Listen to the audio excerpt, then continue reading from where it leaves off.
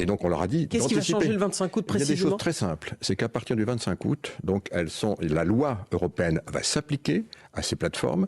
C'est-à-dire que lorsqu'il y aura des contenus haineux, des contenus qui appellent par exemple à la révolte, qui appellent également à tuer, parce qu'on a vu aussi des individus. Ou à brûler des voitures. Ou à brûler des voitures. Elles auront l'obligation dans l'instant de les effacer. Si elles ne le font pas, elles seront immédiatement sanctionnées. On a des équipes qui vont intervenir immédiatement. Si elles n'agissent pas immédiatement, alors oui, on pourra à ce moment-là, non seulement donner une amende, mais interdire l'exploitation donc sur notre territoire. Ça veut dire couper les réseaux sociaux. Bien sûr, ça fait partie, encore une fois, mais c'est la loi qui va le faire.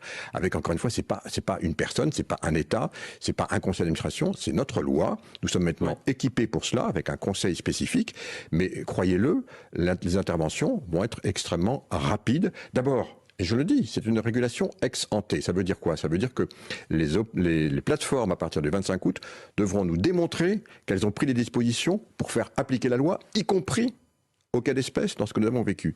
Bei den Finnish Hobbyhorse Championships gab es viele verschiedene Prüfungen auf 6 Plätzen in diesem Jahr.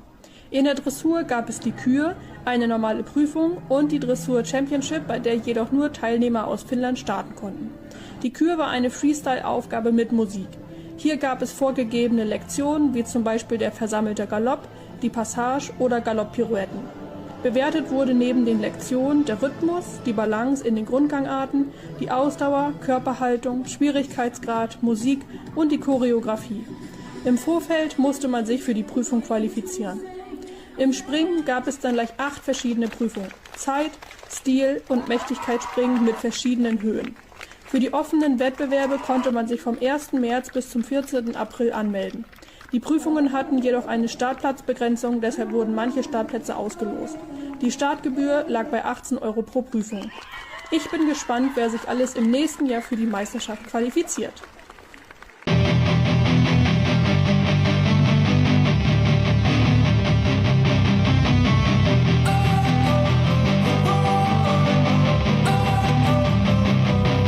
Wanna sleep in, cause I got something to prove. I gotta take what I hate and finally make a move. I think of you and all the shit you don't do. Well, I'ma make hella sure that I don't become you. I have no regrets, yeah, I'll tie up my chest. I'll never forget what it's like to be in debt. Been stabbed in the back bed, I'll show you what happens. Pass me the mic and I'll show you with action. I feel this pain, you already know. Turn that to gains, let my money show. I've got these things that I can't let go. Watch me turn this life into something that you can never own. I feel this pain, you already know. Turn that to gains, let my money show. I've got these things that I can't let go. Watch me turn this life into something that you can never own. So fight and die for the things you know you love.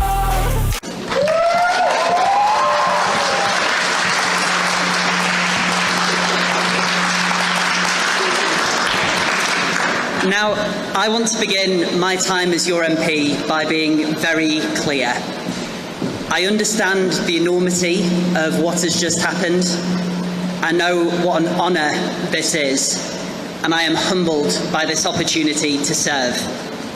In this campaign, we have rewritten the rules on where Labour can win. People have opened their doors to us and embraced our positive vision for the future, and thousands of the votes cast yesterday were in Labour's box for the very first time. Today, we have made history so that tomorrow will be a fresh start for the people of Selby and Ainsty. Thank you for giving me this chance to listen, to serve, and to fight our corner. I can't wait to get started. Thank you.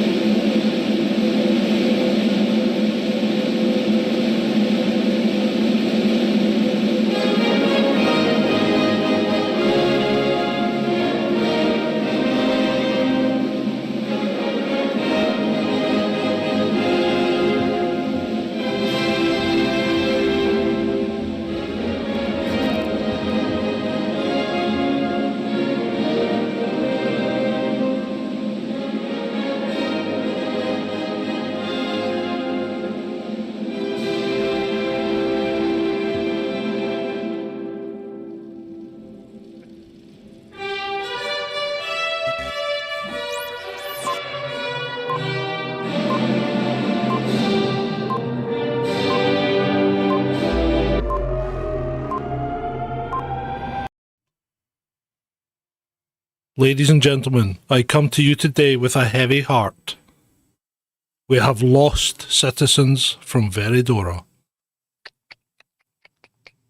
It pains me greatly, but some citizens have chosen to leave our fine, upstanding, beautiful women country. I'm devastated. But those that remain, we shall go on, we shall grow stronger, we shall rise again and be the once proud nation that is known as Veridora. Meanwhile, it's Friday night. It's John and Ben. It's all in.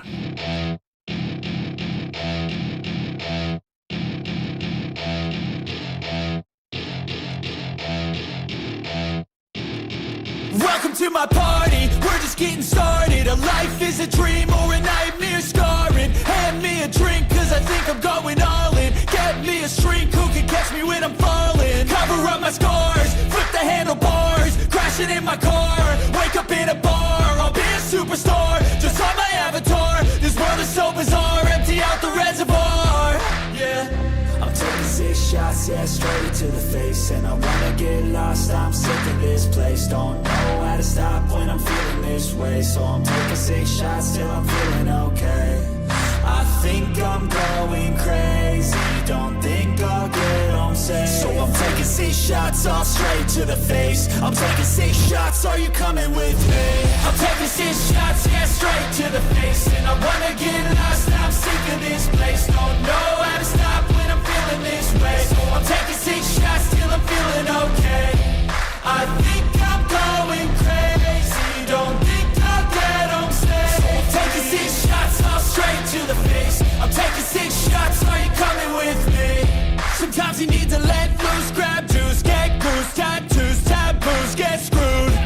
Loosen up, buttercup, all those hate comments will never make you feel enough. We're all adequate graduates, hearts full of calluses, but we know calculus. Damn, ain't that fabulous? Can't wait to apply all those mathematicus. But we can't get a job that pays us enough. I'm about to pop off. Fuck you, you're lost. We all know that we never really want a boss. So I'ma do what I want to, something I can't undo. Yeah, I'ma do what I want to, something I can't undo.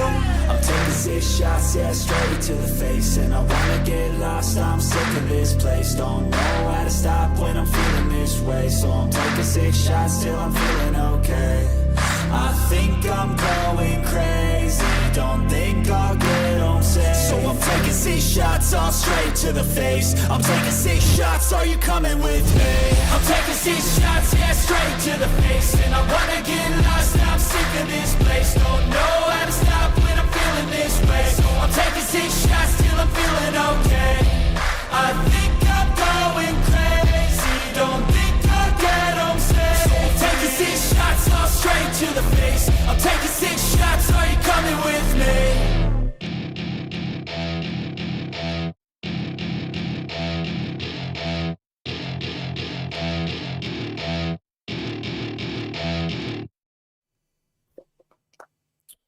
Well. John. Yes, yes, Ben. John. Hi, Ben. Always a mistake. Always a mistake. I thought I was going to get there. I really thought. I just thought I was going to get there. I thought a whole intro sequence and no mistakes, and bloody hell, I forgot to full screen it, didn't I?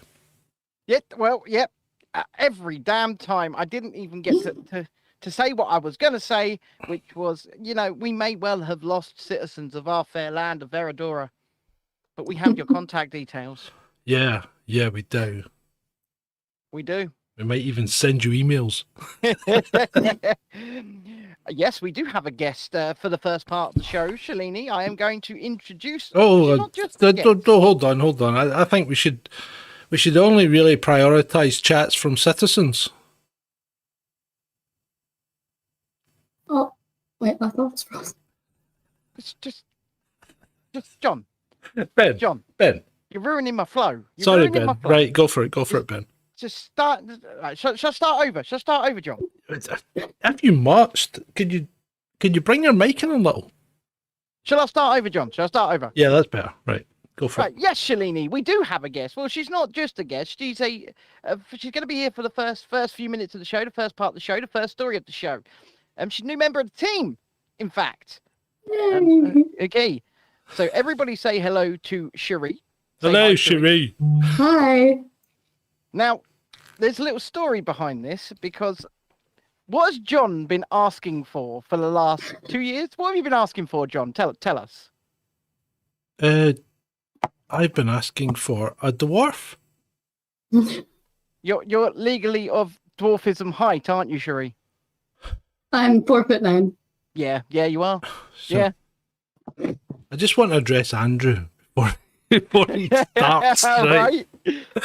Andrew, it's nearly always your problem, right? It's your fault, for sure. Reboot your router and set your resolution on YouTube, okay? Because I'm streaming at 6,000 kilobits, right? I'm not dropping frames. We're streaming at And make sure you're 1080p. set. I mean, it even looks great for me in 480. And I'm going to put it in 1080-60 now. Oh, it looks wonderful. Yeah. It looks I mean, absolutely... I don't even have it that high. Shalini says she's shorter than me. Yeah, I was actually, and I'll be I'm going to be quite harsh here and maybe cruel, but I was a little bit disappointed because I got the tape measure out earlier and I was hoping for it to be smaller. But 57 inches is actually still quite tall. Still a dwarf, John. Sorry? You know, I know it's legally a dwarf, right? But 57 inches. She, not it. What? So, Oh my word. Oh, it's all right. Cherie has been whatever. sending me pictures all day. Perfectly above board, people. Perfectly above board, right? Just Perfectly above board. head and shoulder pictures, right? And I've been labeling them dwarf 1, dwarf 2. Oh my Dwarf God, 3. Jesus Christ, use her name. Stop bloody dehumanizing her, man. She's a lovely woman. I'm telling you now. I'm telling you now, John. I'm already starting to regret this. Bringing your dwarf over. I love it. There you go. So everybody say good evening to Cherie. And tonight she's with us to talk about Snow Brown and the 7 diversity hires, which we will get into in a minute. When is this movie getting released? Just my interest.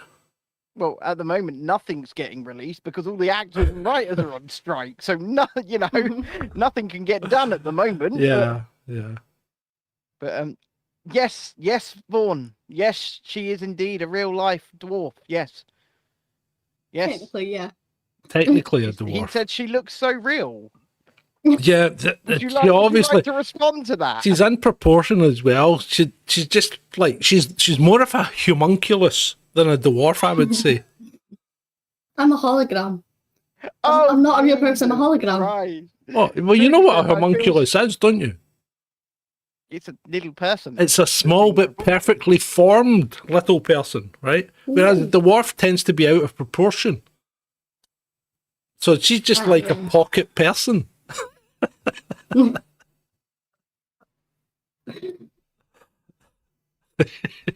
If you wanted, I could have got my granny and she's shorter than me. Jesus Christ! I call her Pixie. What height is your granny? Oh, don't. She's like here to me. Wow, she's a whole forehead shorter. She's very short, but she wouldn't even know what to do. And I don't think you'd want her on here. She'd get you banned. Oh, would she? Does she banned. what does she use bad words or does she talk about bad things? Uses bad words. And if you said anything, she'd come down and beat you with a mop. Because she beat me and my cousin with a bloody mop. Okay. Beaten to death with a mop. Well, not to death. She's clearly alive, John. Yeah, okay. Beaten half to death with a mop. She's taller than Shalini, did Vaughn say? if Beats and Tape says I'm about 61 inches high. Oh, that's taller than her dwarf. Listen, see what now? I'm out. No, you started it. You brought her in. Look, Started it. You've been doing this for 2 straight bloody years. So you know how I used to be a biker, right? You might have guessed that, right?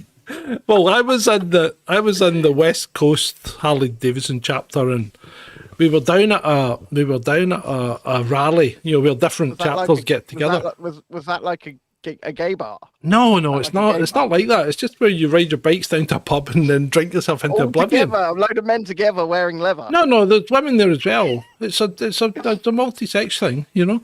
Anyway, we're down there. Shalene's 5 foot. She's out of the game. Yeah, that's not even legally a dwarf. Yeah, I'm sorry, Shalene. But anyway, 4'9", our woman. So we're down there, and we had a really short guy, right? And this other chapter turned up with a really short guy. Yeah. And I'm going, I don't like this. Their short guy looks almost shorter than our short guy.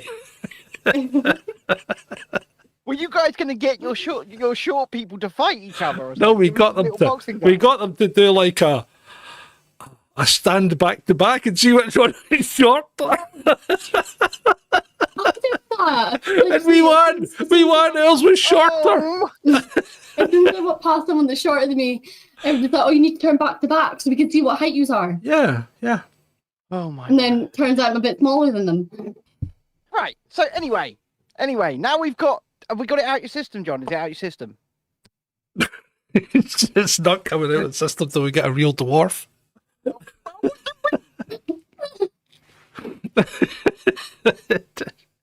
It's close. I'll give you that. She's lovely. She's perfect. But that's the problem. She's too perfect. She's just that too tall and too perfectly proportioned. Dwarfs should be kind of, you should be able to put your pint on their head and still be able to not have to bend your arm beyond 90 degrees. It should be like a mobile occasional table. Monetized. Why? It's just a laugh. Wouldn't you think that would be brilliant? Imagine if you had a short person and you made them a hat, a flat top hat. I'll tell you what is shocking. Right, say if they had a flat topped hat and they came up and they stood beside you, you could put your pint on their head. Technically. I agree, Trudy. It's getting beyond it now. He needs to calm it down. Well, technically, I just searched that. 4 feet 10 inches is the average height amongst people with dwarfism. Can't speak. Amongst people with dwarfism, it's 4 feet. So the average height is 4 feet. I have no idea what the. No, I think 4'10" is the max. If you're over 4'10", you're not a dwarf. Yes. That's in men and women, the sole requirement for being considered a dwarf is having an adult height under 147 centimeters, 4'10" and is almost under classified with respect. Congratulations, John. What? She is a dwarf. Yeah, I know she falls into the criteria for dwarf, but she doesn't suffer from dwarfism. That's the thing. Did you not just? I suffer from dyslexia. Well, there you go. All right, and enough of that, right? Okay. Anyway, enough of that. The main reason we've got Cherie in tonight, right, is because we want to talk about, just for a minute, Snow Brown and the 7 diversity hires. That's what I'm calling the movie, because first of all, it's not Snow White, because even though in the fable, in the book, Snow White is called Snow White because she has skin as white as snow. And it's white as driven snow, I thought. But anyway. She's being played by a woman named Rachel Ziegler, who is Colombian. Ziegler? Okay. Rachel Ziegler. Hold on. And I apologise for having that rabbit hole graphic in the pre-roll. That shouldn't have been there. But yep. Ziegler? Yes. From Colombia? Yes. South America? Yes. Did her ancestors come over on a U-boat? But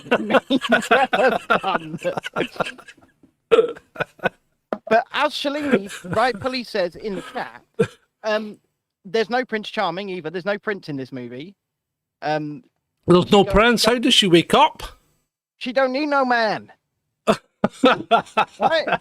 She don't need no man. A little bit of self-loving from is the. making my head spin. But I want to go to the the roles of the 7 dwarfs, or should I say the 1 dwarf and the 6 completely normal sized people, because Disney have decided that it's too offensive to give dwarfs jobs. Well, that one guy that they hired is definitely a dwarf. Yeah. You can see that from miles away. Well, you can see it from a few feet away. Because once you were more than a few feet away, you wouldn't be able to see him because he'd be hidden behind something. But you know what I mean. But first of all, I want to kick off and say dwarves are just little human beings. That is literally all they are. Unless they're in a movie, in which case they're magical creatures. Yeah, no. But how can it be offensive, though? I don't understand. It's not as if they're making fun of people. It's not as if they're doing anything to offend people. How can it be offensive? What, being a dwarf? No, having dwarves play dwarves. Well, you'd think it would be sensible. I mean, you really would, because let's face it, right? So what we have is it's like almost letting black people play white people. Oh, did you see the latest episode of Secret Invasion? No, what is Secret Invasion? I don't know anything about it. It's a new Marvel show on Disney Plus, right? Okay. Star Samuel L. Jackson as Nick Fury, obviously. Oh, God. And in this latest episode, he did whiteface. That's okay, because he's black. Yeah, but he did it. Yeah, but that's okay. I mean, remember that, was it 2 Chicks or something? What was that movie? White Chicks. White Chicks. That was 2 black guys did whiteface for the whole movie. Oh, you're not. But then again, Tropic Thunder. Apparently there's another one coming out this year or next year. I still don't know how Robert Downey Jr. got away with that one. Sorry, Ollie, our old Dismal Disney co-host has popped up and said Snow White and the 7 genders. Hey, that's possible. No, it won't be the 7 genders. It'll be 7 non-binary people. Oh, yeah. Oh, I don't know if we can go there on this show, but I will say that at least one of them is a woman. They are diverse, in race and but not in height. They are not diverse in height. There is 1 dwarf and 6 perfectly average sized people. And one of them's a woman. Yeah, one of them's a woman. Allegedly. But how are they going to manage it if, so obviously Snow White's obviously, how are they going to manage the actual, how are they going to manage the gangbang scene? Oh, I'm thinking I watched the wrong movie, didn't I? Film, aren't you? I watched the wrong movie, didn't I? Oh, good God.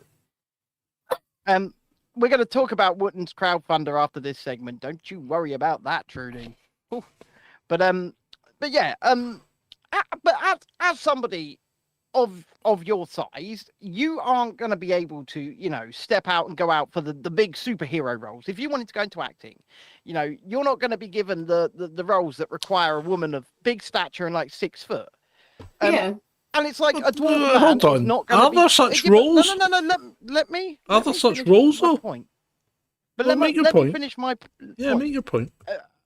A male dwarf actor isn't getting Han Solo, isn't getting Indiana Jones, isn't getting Iron Man, right? They're not getting those roles. So the roles that do come along for people of your size, they're now taking away from people like you. And you know what? I don't even care if they gender bended it.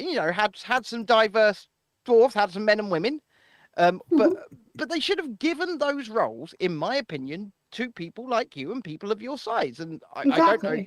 Yeah, and do you know what's perfect now? What? I'm going to college for acting. You went to college for acting? I'm going to college for acting. Yeah. Oh, so you're going to college for acting? So you're going to be an actress, but you won't be specialising in dwarf roles, will you? But you won't be able to, because it looks like they're not going to fucking exist anymore. There's no need to be swearing already, Ben.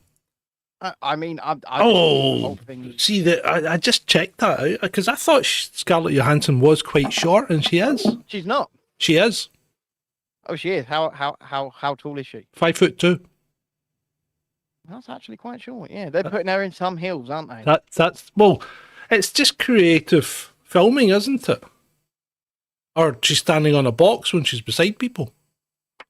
You know, Tony makes a point.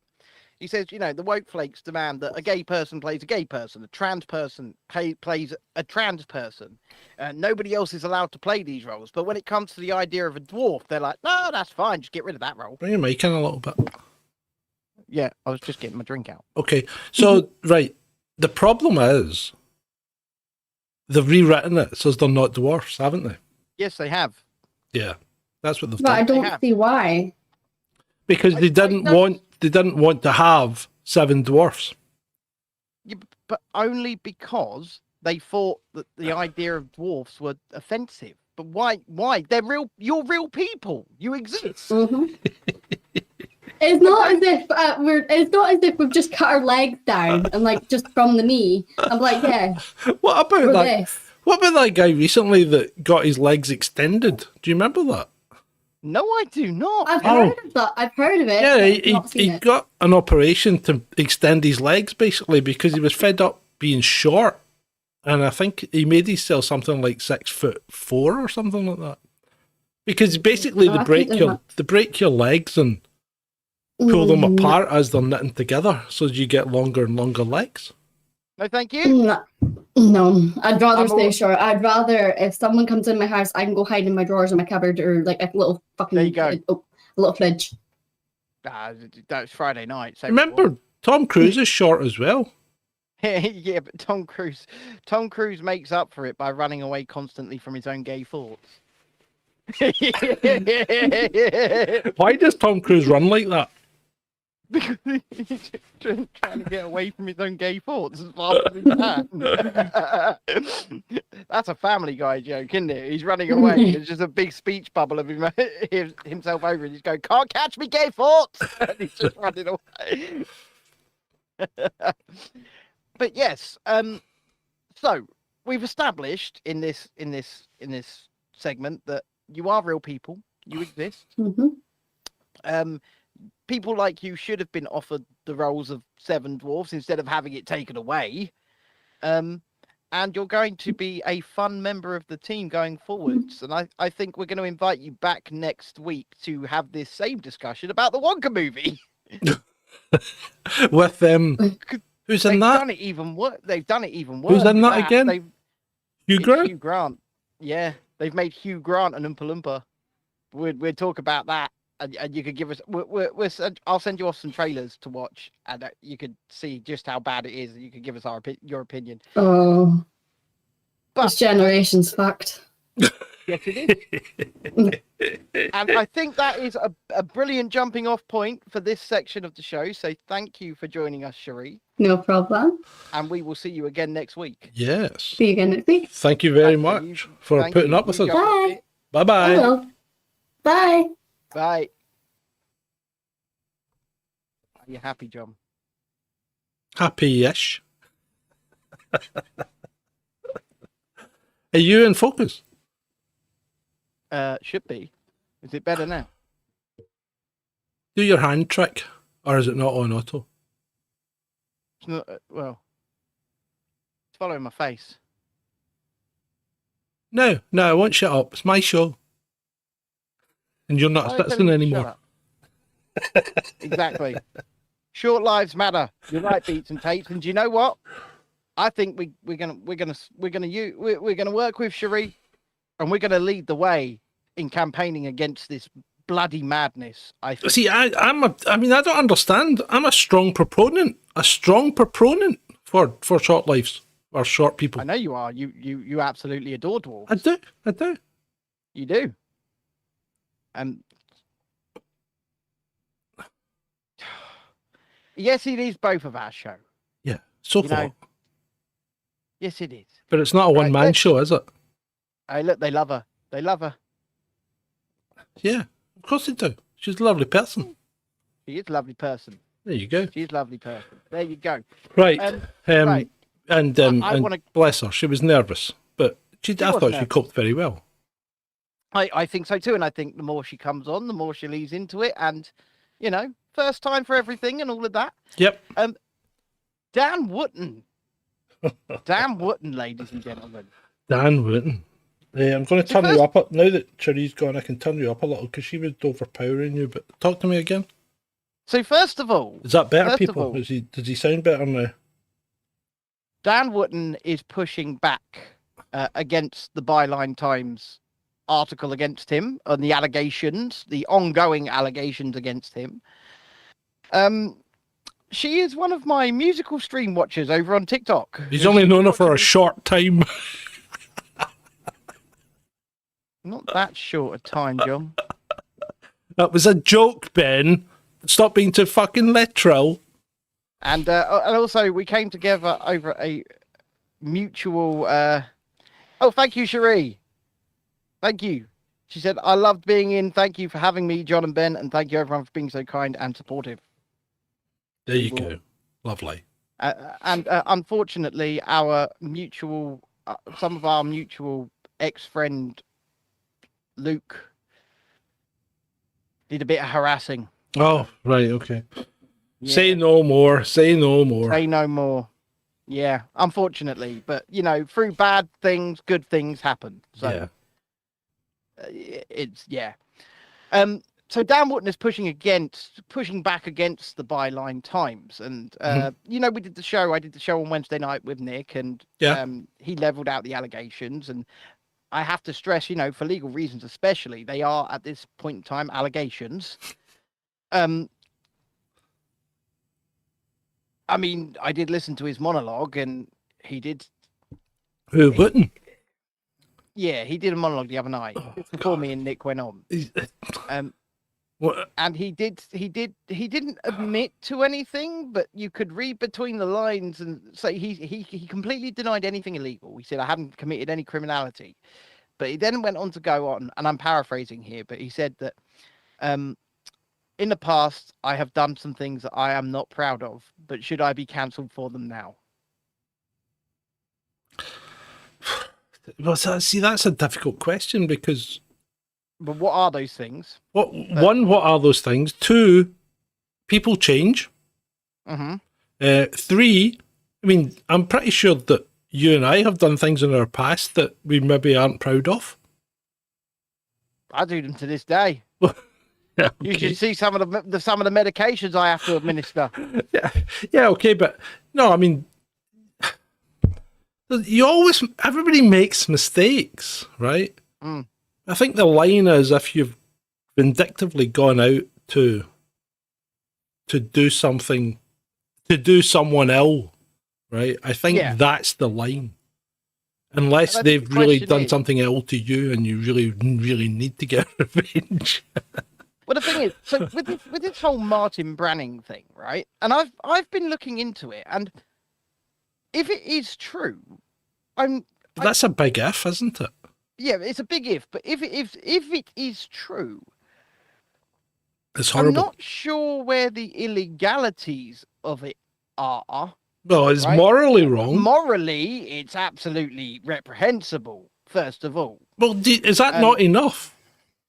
If you're putting yourself up onto the position of celebrity, right, where you then become a role model for people, regardless of whether you want to be or not, you will be a role model to a certain degree of people, right? Do you not have to put yourself, you not have to hold yourself to a higher standard than someone who isn't? Perhaps. Why perhaps?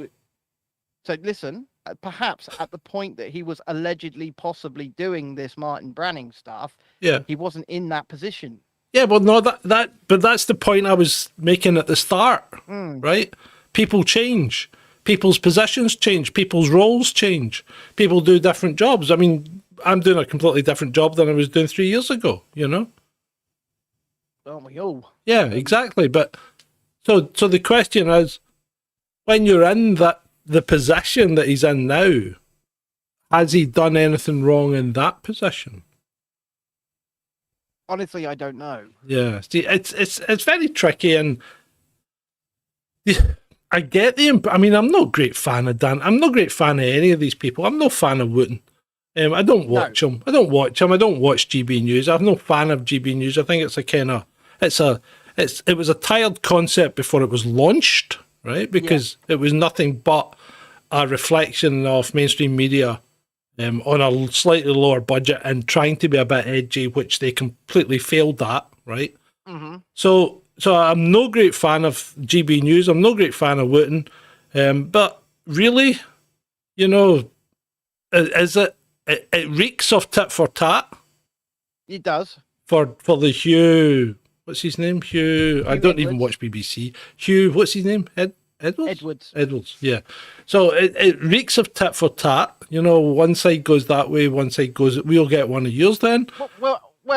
You know, actually, if the Byline Times are to be believed, this investigation has been going on for 3 years. And I said at the time, if they've been doing this for 3 years, they're either completely incompetent or they've got fuck all.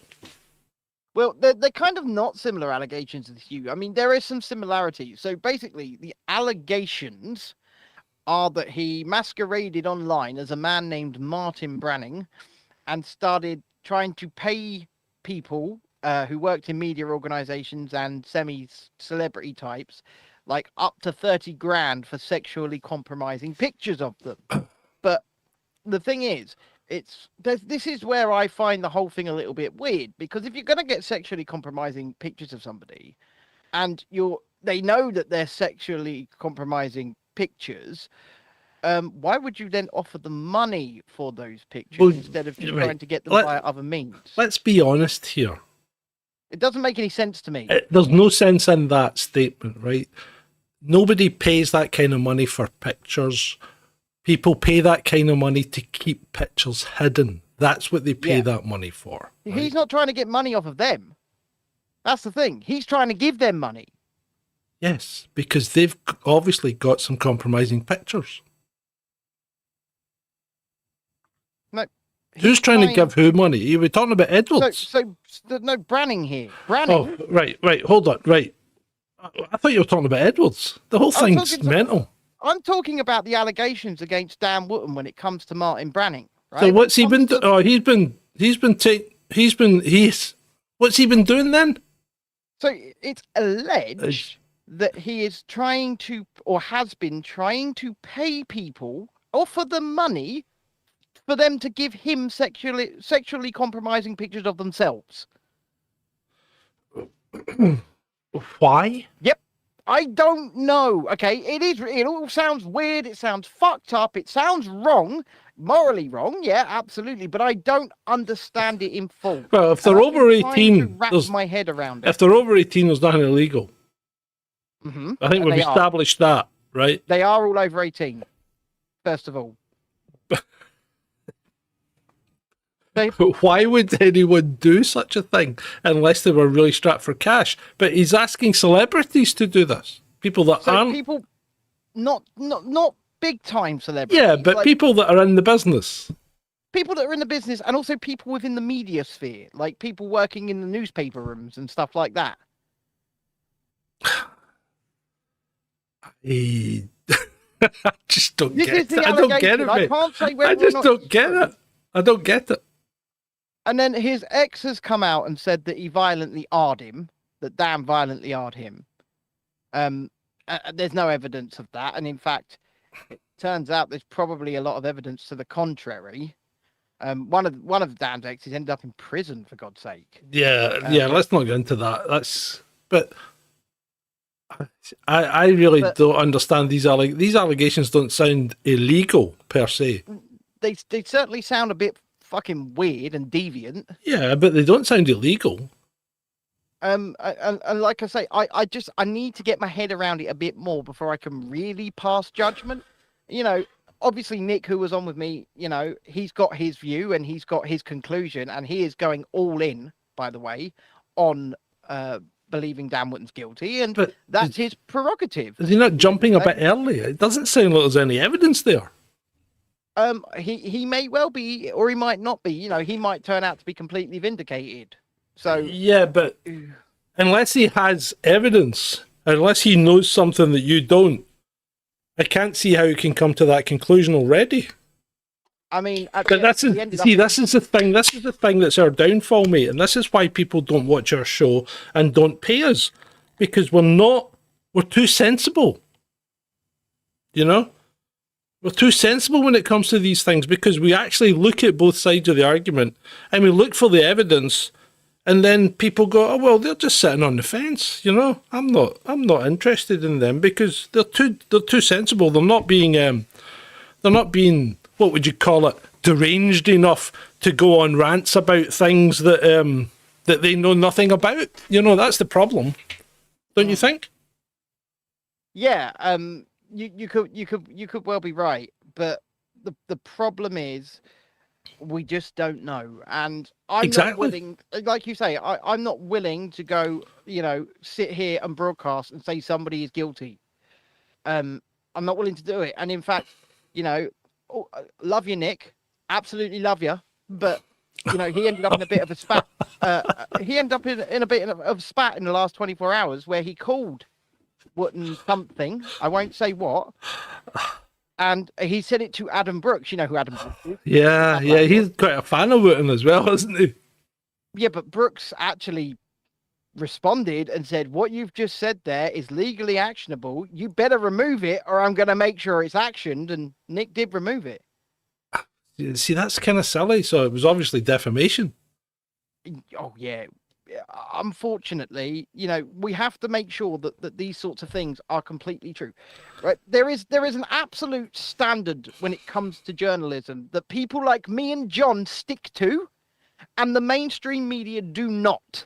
And that standard is, if you're going to sit here and call something a fact, you better make damn sure you've got your sources and you've got another source, and then that source is backed up by another source. Oh, you don't need three sources. Two sources would be sufficient. But to be fair, we do tend to try and do our due diligence. We try and do our due diligence. And the things that we don't know about, like this, we won't give you, I can't give you an opinion on this. I can't.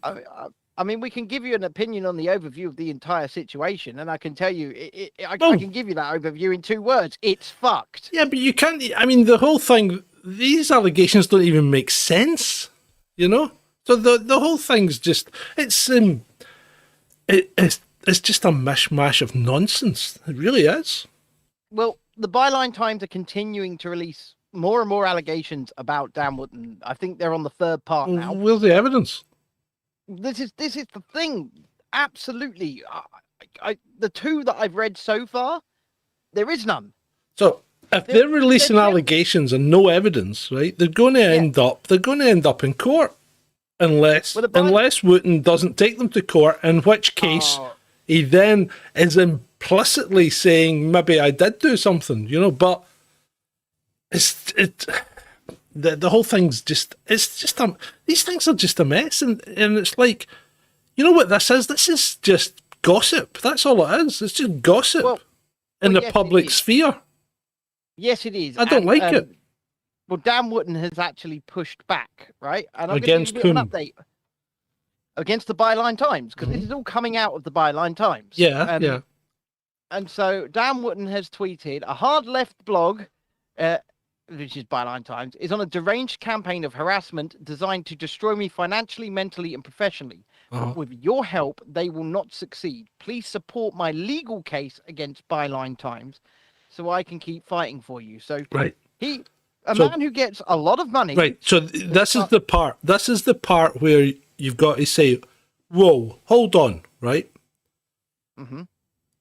This guy earns a lot of dosh, right? He's employed by a big, I mean, albeit a small, but a small, big organization, right? Mm-hmm. Why is he begging for money from the public? He's asking, you know how much? I'm going to tell you how much he's asking for. So he put this crowdfunder up. He'll want $500,000. 150,000. Right. Okay. So why is he begging for money? Right. See, I don't know. So this is the problem in this country then, right? This is the entire problem in this country, because if someone defames us, like someone did to me a couple of weeks ago, I can't do anything about it because I don't have any money. Anything about it. And nobody's going to pay me enough to take them to court. And it doesn't matter how much I beg, you know? It doesn't matter how much. We just need cash. I know a lot of people want to send blankets or water. Just send your cash. You know, it doesn't matter how often I hit that button. Nobody's going to send us enough money to take anyone to court, right? I don't even have enough money to pay my electricity bill this month. I'm £286 short. No one's gonna. I know, but the problem is, right? Yeah. Nobody's going to fund us. So if we can get defamed left, right, and centre, and nobody's going to give us any. There's nothing we can do about it. So the only way that we would be in that position is if we had 500,000 subscribers. Yeah. Then we'd be able to get some. Yeah, but that's the problem, right? If you need that kind of money to take someone to court, the whole legal system is completely screwed. So let's. It doesn't work for the common man.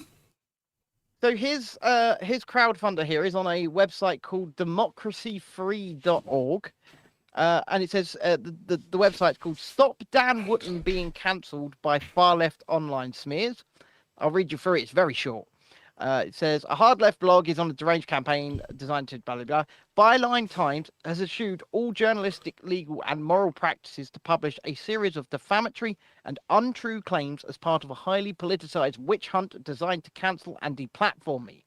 Byline have already come for the likes of the Free Speech Union, the Legatum Institute, GB News and Douglas Murray, who received substantial damages for their lies. Now they and others want to silence me.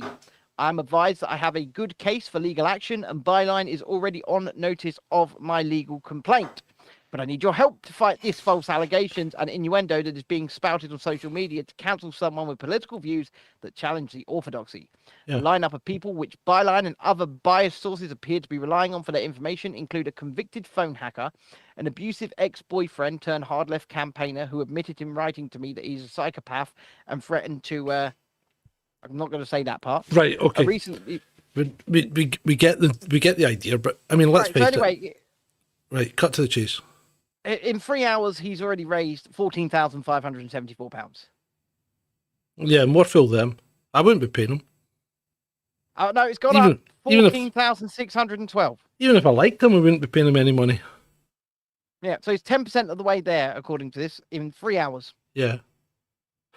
I mean, 14 grand in 3 hours. £14,612 is more money than I have ever seen, ever, at one point in my life. I have never had that in my bank account. I have never been able to spend that amount. Yeah, yeah.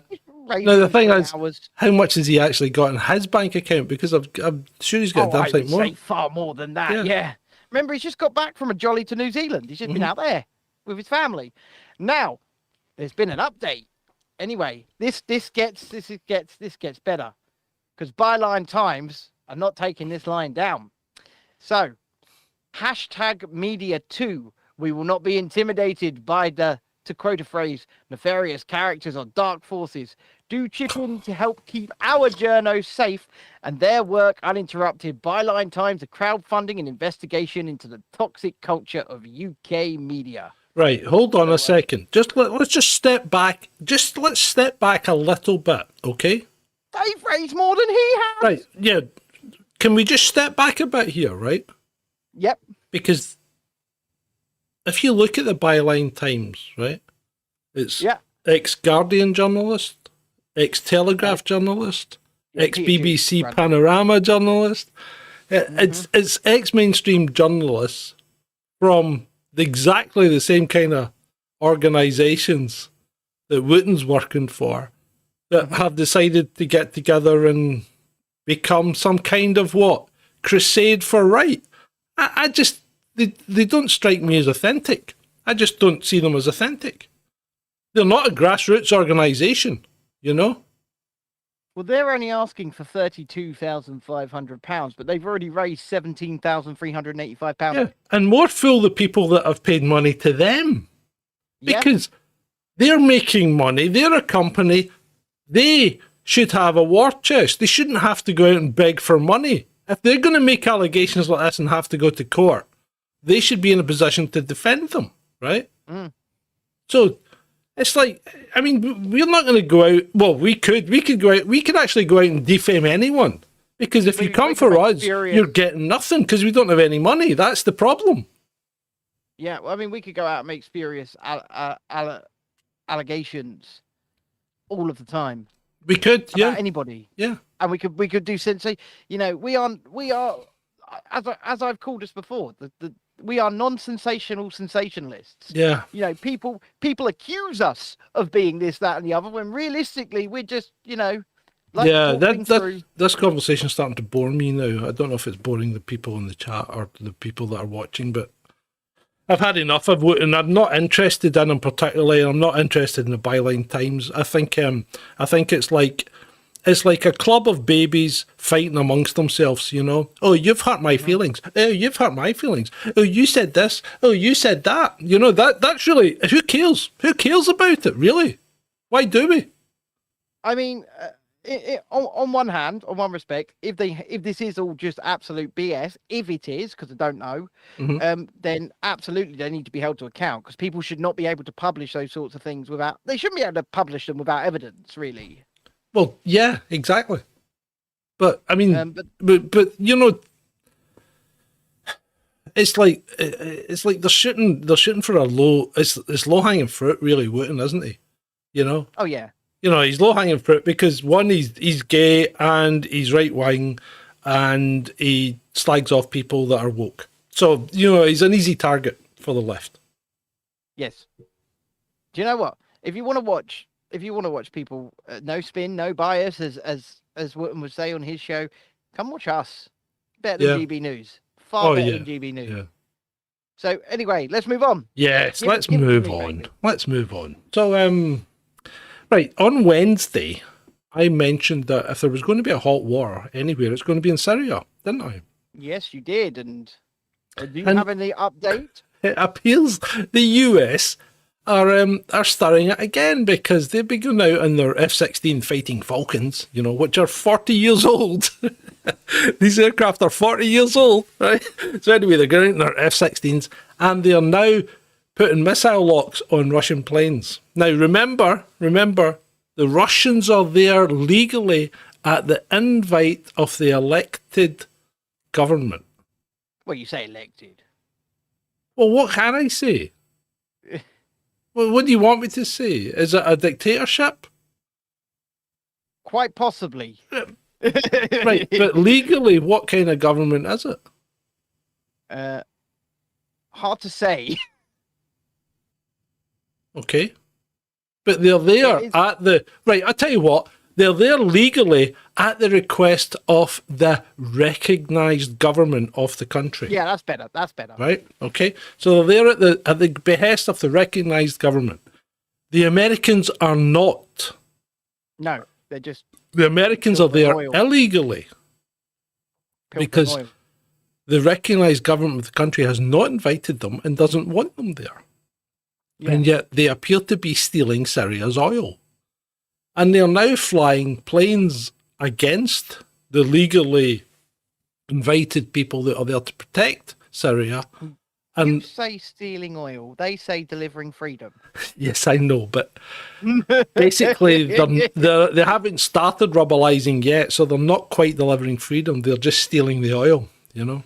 They're just beginning to install the freedom. Yeah, they're getting ready to install freedom. We'll take your oil first, then we'll install the freedom. So they're playing fast and loose, and I'm telling you, if anywhere's going to kick off, it's going to be Syria before anywhere else. I think you're probably right. Now, I think you're probably right. The question that I asked today on Twitter, which I asked it in a kind of crude way, but I think the question is valid. It's how many different directions can the US swing its dick in before it falls off? Because we've got Ukraine, we've got Sweden-Finland border, we've got the Arctic, we've got Yemen, we've got Syria, we've got Taiwan. You know, how many different, and we've got Japan as well. So how many different places can they do this before well, in my view, they couldn't win a war anywhere at the moment because they've run out of ammo. Well, everyone's out of ammo. Well, yeah, that's the thing. I mean, it's like, I mean, do you see the EU? The EU made their kind of determination that it would be the Malvinas or whatever, and not the Falkland Islands anymore. Yes, they did. But I think they had to backtrack on it after some sort of diplomatic incident or something. But Wait, well, because I believe there was some kind of referendum on the Falklands Islands where over 99% of them said they wanted to remain British. well, yeah, because they are British. They are British, right? Yeah, but when you get a vote of over 99% of the electorate turning out and saying maybe you should bloody respect it, yeah, maybe well, you that's should definitely true. bloody respect it. But the problem is, and Argentina is no great military power, right? It really isn't. No. But the problem we've got now is neither are we. And we've sent all our ammo to Ukraine. In fact, what's his name? Ben Wallace has actually come out and said that, well, actually, we've had to, we've probably sent more than we should have, and we've had to try and stop sending stuff. Yeah, but they're not going to stop sending stuff, are they? That's Well, the problem. They're going to keep well, no, sending I think they have. Some of the latest shipments they've had to curtail because they couldn't afford to lose them. Yeah. Well, good. You know, I'm sorry, Ukraine. I'm sorry, but you know, at some point we've got to turn around and say we must still be able to defend ourselves. You can't have everything. And I'm sorry, I still don't buy this argument that they're fighting for our democracy. I don't understand. I don't understand this soundbite. They're not. They're not. I don't care for this soundbite. It doesn't resonate with me. It just does not seem to be in any way true. How? How are they fighting for our democracy? They're not. Of course they're not. Well, that's right. Let's dig into Ukraine just a little bit. Just a little bit, right? Because it now turns out that the FBI have released a document which says about the $5 million bribe to Joe Biden and the $5 million bribe to Hunter Biden and the removal of the Attorney General and the statement from the head of Burisma who said Hunter Biden is dumber than my dog. I mean, I'm not going to lie to you, right? He may well, but that actually does seem to probably check out. He probably is dumber than the head of Burisma's dog. But that man balling naked on a water slide with loads of women. Yeah, I know. I'm just saying. So yeah. So really, but anyway, right. Well, let's see what else is happening in round about that region because, you know how I follow the Grand Prix just as an aside. Oh, do you? Yeah. So you know how I follow Formula One a little bit. So I didn't know that. Yeah, you did. So every time this last couple of weeks I go on a meeting with him, all you can hear is. So Budapest is where the Grand Prix is at the moment. The Formula One circus. Budapest. And the temperature at the track today was 24 degrees. That's quite mild. Yeah. Where's this heat wave? Where is this heat wave? Well, actually, a couple of people I know were in Madrid about 3 days ago, and it was 42, and they were dying. Yeah, but that's not unheard of in Madrid's in the middle of Spain. Yep, I know that. And have you been to the middle of Spain? It's like desert because it's so barren, because it's so hot. I'd love to go there.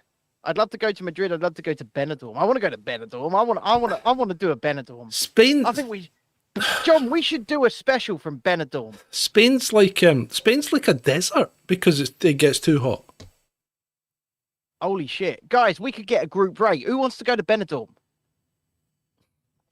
Road trip? Anyway, right. So 24 degrees in Budapest and raining.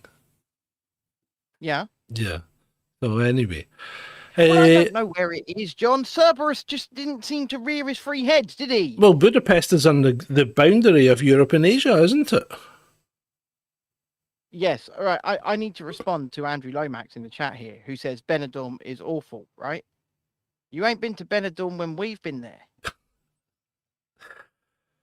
I don't think I want to go to Benidorm, to be fair. I do. Well, you go to Benidorm then. I'm gonna. Yeah, France does get.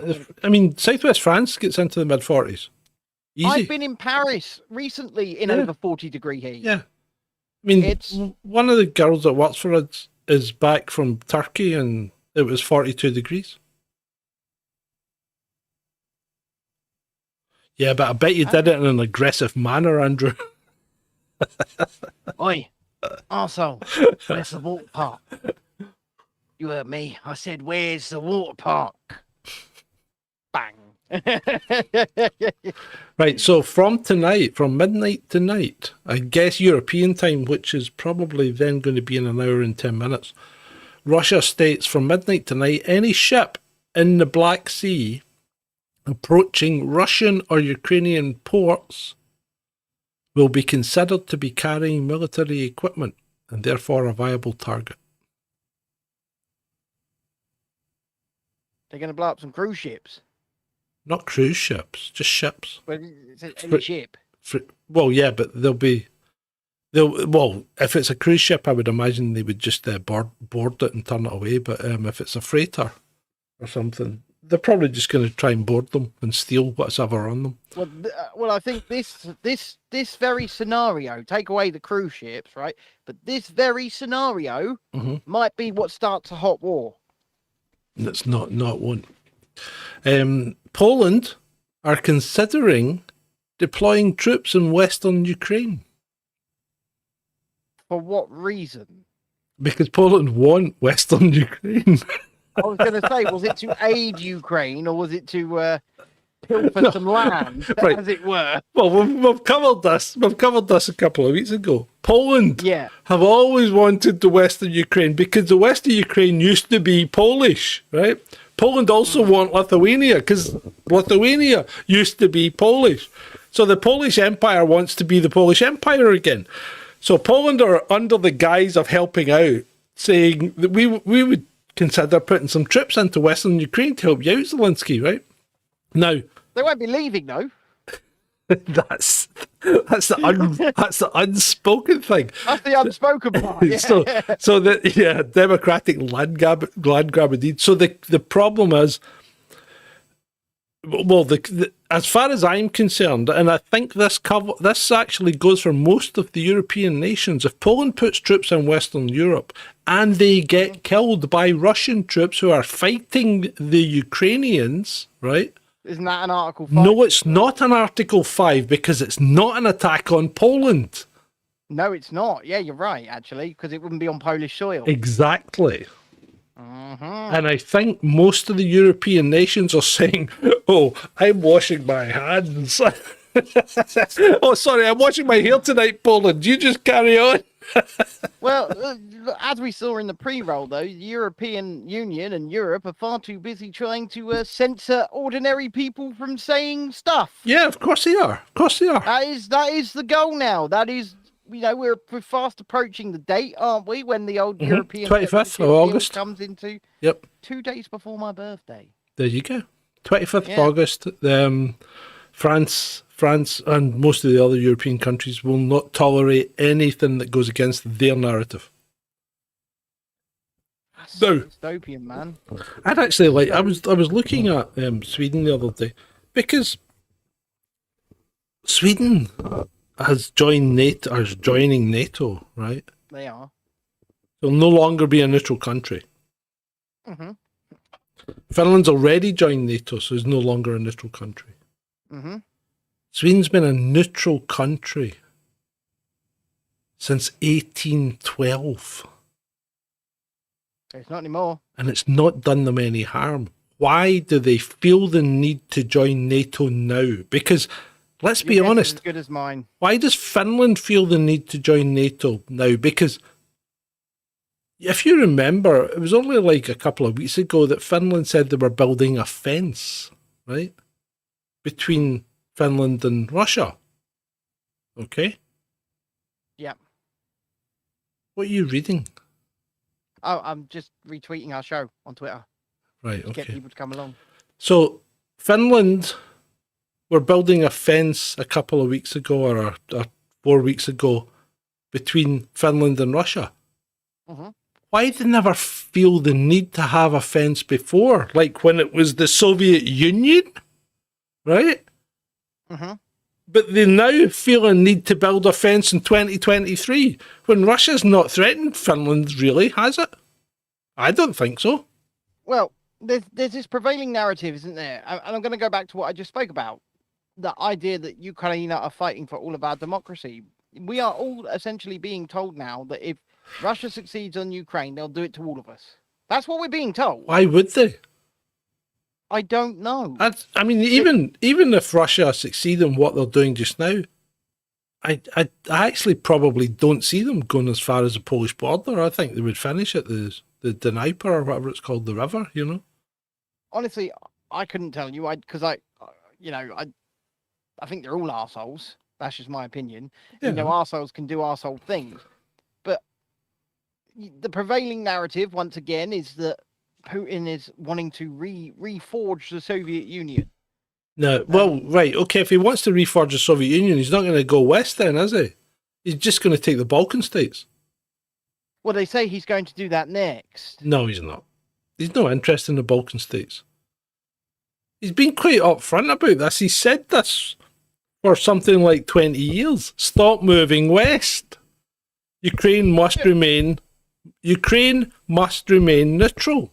And the thing is, why did the US not accept that? Because the thing about Ukraine was there was no Russian troops in Ukraine, right? Right. Which is what the US wanted. They didn't want any Russian troops in Ukraine. They just wanted to use Ukraine. They wanted to use its resources and use it as a customer so they could use its resources and then sell stuff to Ukraine, which would have suited them fine.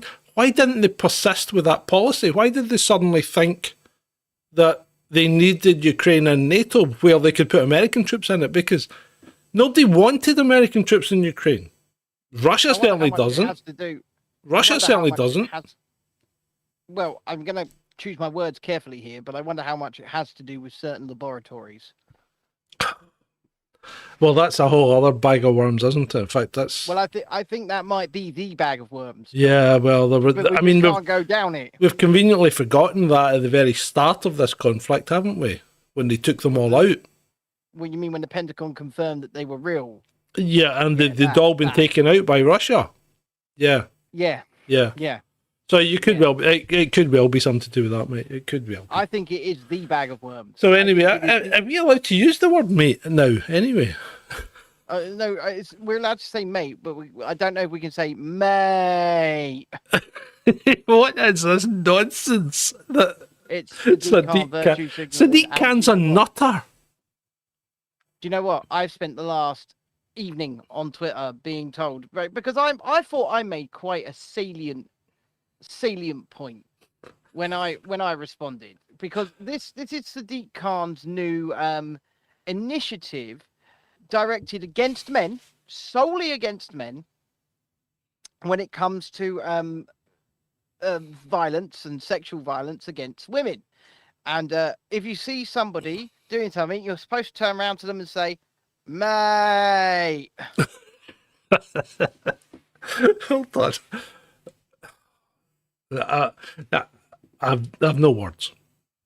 Right, so I thought I made a salient point here. I said, as a male victim of female... Oh, yeah, I read this. I said, I struggle to understand why these campaigns are only aimed in one direction. It may be rarer, but people do things good and bad, men and women. Well, if you want to tackle things like this, tackle them on an individual level.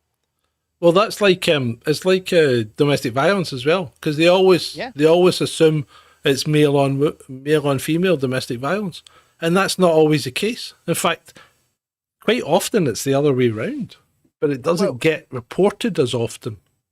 No, and do you know what? Erin Pizzi is the name that you may or may not know. She started the first domestic women's shelter, and she very quickly realised this truth. Mm-hmm. And was ostracized from the whole thing. Yeah. For trying to speak up. But it's for example, right? A high percentage of same-sex female couples experience domestic abuse. Are we saying these people are from Lesbos? The island of Lesbos. But the point here is that, of course, raises the female victim rate, but it does not raise the male perpetrator rate. See, if you come from from Malta, are you a Malteser? You're Maltese. You're close. Not What quite. if you come from Malta and you tease people? Then you are a Malteser. Sorry, I've been flippant and facetious. But these studies that come out, one's come out in New Zealand, one's come out in the United States, that talk about these same-sex couple things, they're always buried because they're inconvenient. Yeah, of course they are. Yeah, I know. I mean, it's like there is this. It's like they've even they toughened up the law and things like that, and even if there's just an allegation made of domestic abuse, to remove the male from the relation from the marital home, right? Yeah. Now that home belongs to both equally, right? But you have to remove the male from the marital home, place him in custody, and put him to court at the next, lawful day. Right? Yeah. So if you get beaten up by your wife and you called the police, there's a chance you'd get lifted. Yeah, there's a big chance you get lifted. Yeah. Right. But the thing is, I've basically spent this entire evening, and it's ongoing now. I'm just blocking people now. They're all going to Blockistan because I'm basically being told, shut the fuck up. It doesn't matter that you were violently and sexually assaulted by a woman. Stay in your lane. You're a man. And it doesn't matter. That's progress, John. That's what we call progress in 2023. There is no progress, mate. There is no progress. What happens is people just go down different routes, right? But you have the same amount. You have the same amount of misogyny or whatever. Or you just get the same amount of what do you call it? Bias. Misandry. Sorry, misandry. Yeah. You've got the same amount of that. You've got the same amount of people's divisiveness. The same amount of people's. It doesn't matter what happens.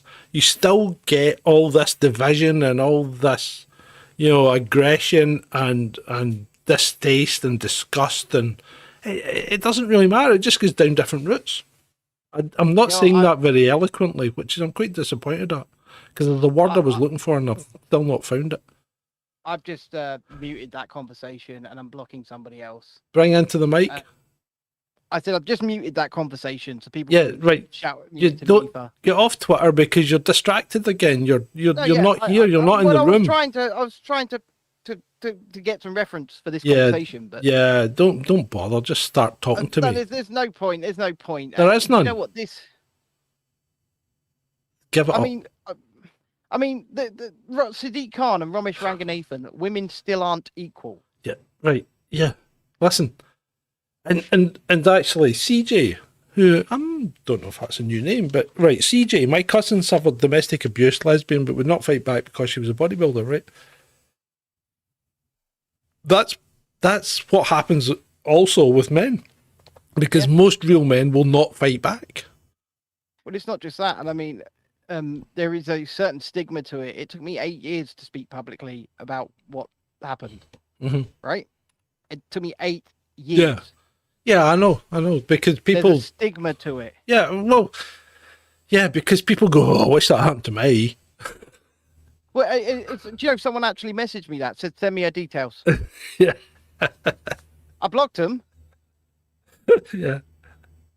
Right? And you know what? It's so hard to be believed as well. By the authorities as a man. It is so hard. Yeah, I know. And it's insane. Like you said, the standard of, I guess, evidence and proof is so much higher when it comes to a man being an alleged victim, especially, I guess, when it comes to sexual assault. Because, let me pose an example to you.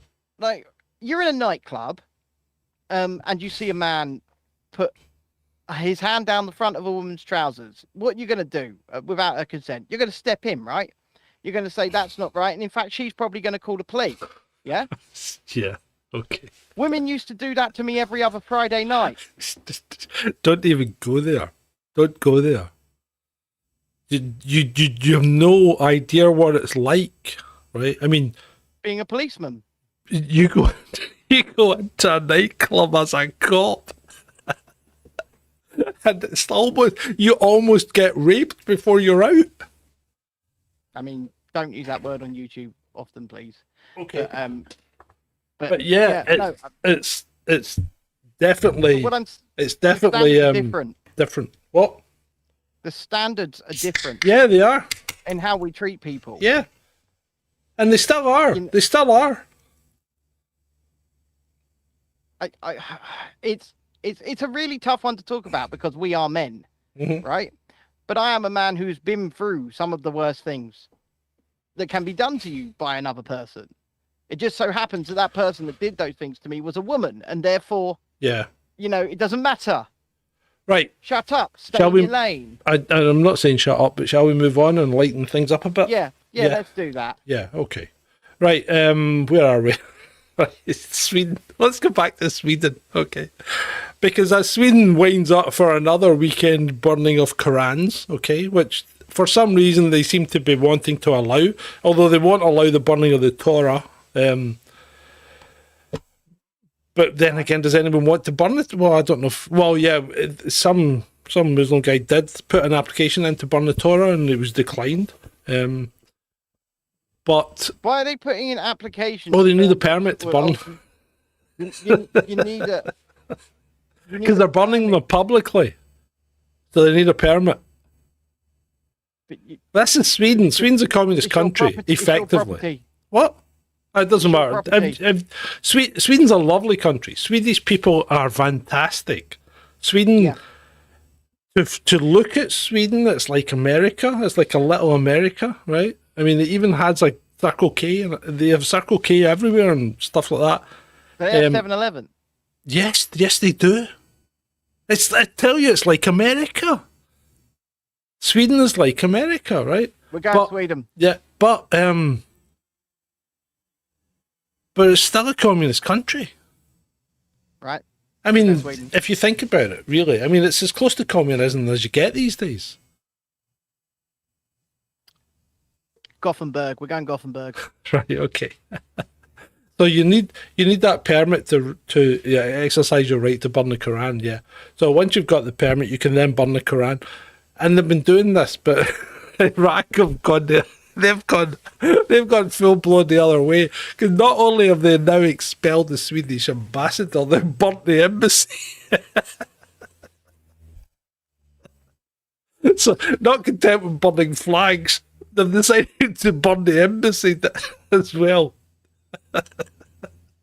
It's like you just can't make this shit up. It's like you do this, we'll do that. You do this, we'll do it in spades, you know? Yeah, but you know as well as I do that the you know as well as I do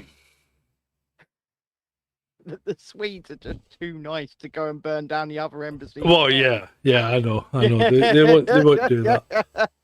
Although I remember seeing guys, and what they'd done is they'd got a car and they'd rigged up a speaker system in the car, and they were going round like, let's just say,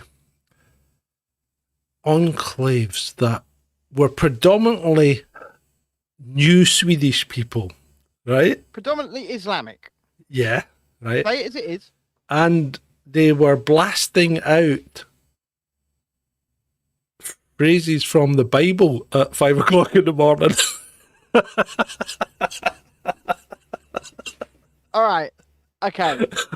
I do have some thoughts about that because, you know, that's pretty shitty. It is pretty shitty. Now, it's pretty accurate to what happens, though, the other way round. Oh yeah, and I don't think it should be happening the other way around either. By the way, but once again, you know, going back to earlier on and our Dan Wootton and Byline Time thing, tit for tat. Where does that get you? Where does it get you? Well, it certainly brings it to people's attention. I suppose so. I suppose you're right there. But I just think, I don't care as long as in practicing your faith you aren't negatively affecting me or anybody else, right? practice your faith. I don't care what that faith is. If the practicing of that faith extends to negatively affecting me or anybody else, that's when somebody needs to step in, right? I think.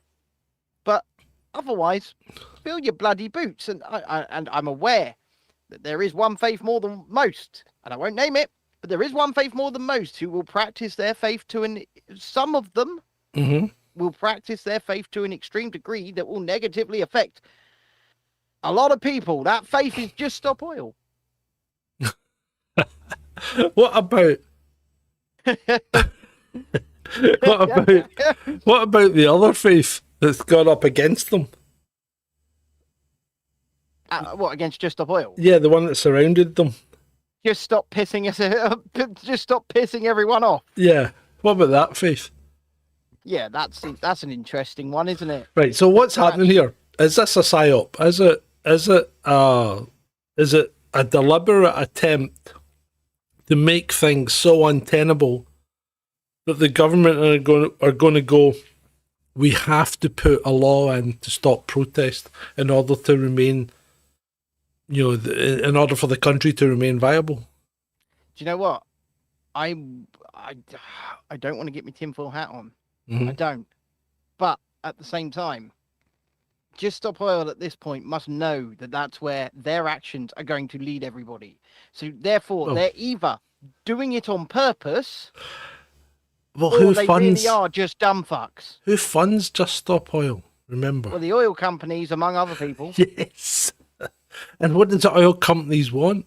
They want people to stop protesting because it interferes with their productions. Because look at Greenpeace and all that, messing up, oil production and things like that. So they really don't want any protest. No, of course not. Of course not. You sent me something the other night, last night, and I'm thinking, well, what's this got to do with Keir Starmer, right? Because Grant Shapps apparently sent a note to Keir Starmer saying he was going to send him an invoice for cleaning up the Department of Works or Working. Is it the Department of Energy? Department of Energy or whatever, because Just Stop Oil had sprayed orange paint on it. What's it got to do with Keir Starmer? So the justification is that one of Just Stop Oil's biggest donors is also one of Keir Starmer's biggest donors, and secondly, hold on a minute. Hold on, no. Let me finish. Right? Because it also appears that Keir Starmer has been sending Labour representatives to have secret backdoor talks with Just Stop Oil and have now adopted all of their policies as part of their manifesto. Oh, why would they do that? Just Stop Oil are universally hated. Well, not by Keith. Yeah, no, I know, but he's billing Keith. But your normal person does not support Just Stop Oil, do they? Am I wrong? No, you're not wrong. Right. A normal person would probably go and join Just Stop Pissing Everyone Off. Right. So let's talk about yesterday then. Okay, let's talk about the by-elections. Right. Oh yes. So everybody's claiming a win. Everybody's got themselves a lovely because they held on to Johnson's old seat. Yeah, but they held on to it, right? Against all odds, right? Yes, very much so. Right. So they held on to that seat. Now, they held on to that seat because of Sadiq Khan's expansion of the ULEZ scheme. I would say that's probably the case. Right. Okay. Now, the Labour government, which Sadiq Khan is affiliated with, right? Yes, he's a Labour mayor. Yeah. Seems to be unaware that these are not vote-winning policies. I think they're fully aware. Right. So even Angela Rayner, the ginger growler herself, the ginger growler, has said that ordinary Londoners can't afford ULEZ. Yeah, and it's her party that's doing it. Yeah, right. Yeah. So Starmer supports this policy, yet thinks he can go to a general election and win with these policies in place. And all the other net zero and Just Stop Oil policies. Now, that might happen in certain areas, but people that are switched on are going to go, hold on, I can't vote Labour. So what happened then when the Lib Dems won? I know, they've gained themselves a nice seat, haven't they? Right, so what happened there? Did those people go, well, I'm not voting Tory because they're a bunch of arseholes, but I can't vote Labour because they're wanting to take my car away. So I'll just go Lib Dem. Is that what happened there? I think that's probably what happened there. So one of two things is going to happen, okay? But then the third one was the Labour victory in Yorkshire, right? And people may be mocking me for my video, which shows the puppet talking, but the puppet was there on stage. Yeah, that was happening in real time. That puppet was there in real time behind the guy making the statements. It was one of the candidates. It was one of the candidates, and he was working this thing as the guy talked. Okay, he stopped halfway through, and I just clipped the puppet and put it across. But it actually happened. I didn't make it up. I just brought it to our attention. Yeah, absolutely. So one of two things is going to happen here. So either there will be some form of coalition government after our next election. Yeah, there won't be the way things are going, there won't be a outright winner. Or, and what I think is more likely, is that Labour will start to course correct some of their policies further to the quote unquote right. Do you think Keir's smart enough to pick up on that? Yes. Right. Okay. You know what? The reason that Keir Starmer is the leader of Labour is because he is, he's Mr. Trilateral Commission. He's Mr. Establishment. Yeah. His head is completely in the establishment. Yeah. He knows full well why they didn't gain when they should have gained. He knows the reasons, and he knows how to course correct it. Yeah. Now the question is the party going to be behind him course correcting it? Who knows? I mean, I believe Jeremy Corbyn's still expelled, so there's not going to be like a Corbynista. Yeah, and Angela's obviously going to be behind them. Yeah, so maybe giving a reach around. So yeah, you got two options really. It's either going to be a Tory Lib Dem coalition again, because I don't see it being a Labour Lib Dem coalition. Because let's face it, as useless as they are, the Lib Dems were the only party that stood up with a policy against things like treatment passports and things like that. Yeah. Whereas Labour wanted them on the extreme. Yeah, a Tory Lib Dem coalition, in my view, would probably be, and this is just me, right? Just purely personal opinion, but it would be more palatable than a Labour coalition. Yeah. You're probably right. I mean, I don't think at the end of the day, I don't want any of them in power. But no, we have to be realistic. We have to be realistic, and realistically. Yeah, because what was it? What did the Reclaim Party get? 2.8% or something. Well, I'll tell you what. Which beat the Lib Dems. He did beat the Lib Dems. Yeah. Lawrence Fox beat the Liberal So Democrats. here's a question, Ben. Right. And lean in a little bit or bring the mic to you. Right. I'm here, baby. That's better. Come on, I just love it when I love it when you caress the mic. Anyway, I'm gonna look down the camera. Look you dead in the eye. Right. So, could you explain to me why the result was, conservative, Labour, Lib Dem? Because Lib Dem weren't third.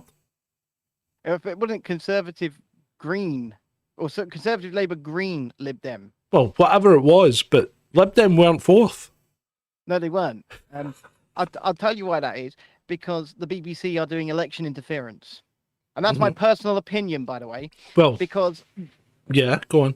On the campaign trail, BBC producers said under no circumstances would they interview Lawrence Fox and the Reclaim Party. So they didn't give him fair airtime.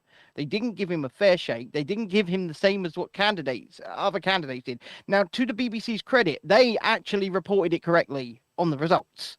Okay? They did. But many, many, many media outlets just seem to have omitted Lawrence Fox and the Reclaim Party from the results. Yeah. I would say... I'd say that's election interference. Yeah. That's just my personal opinion.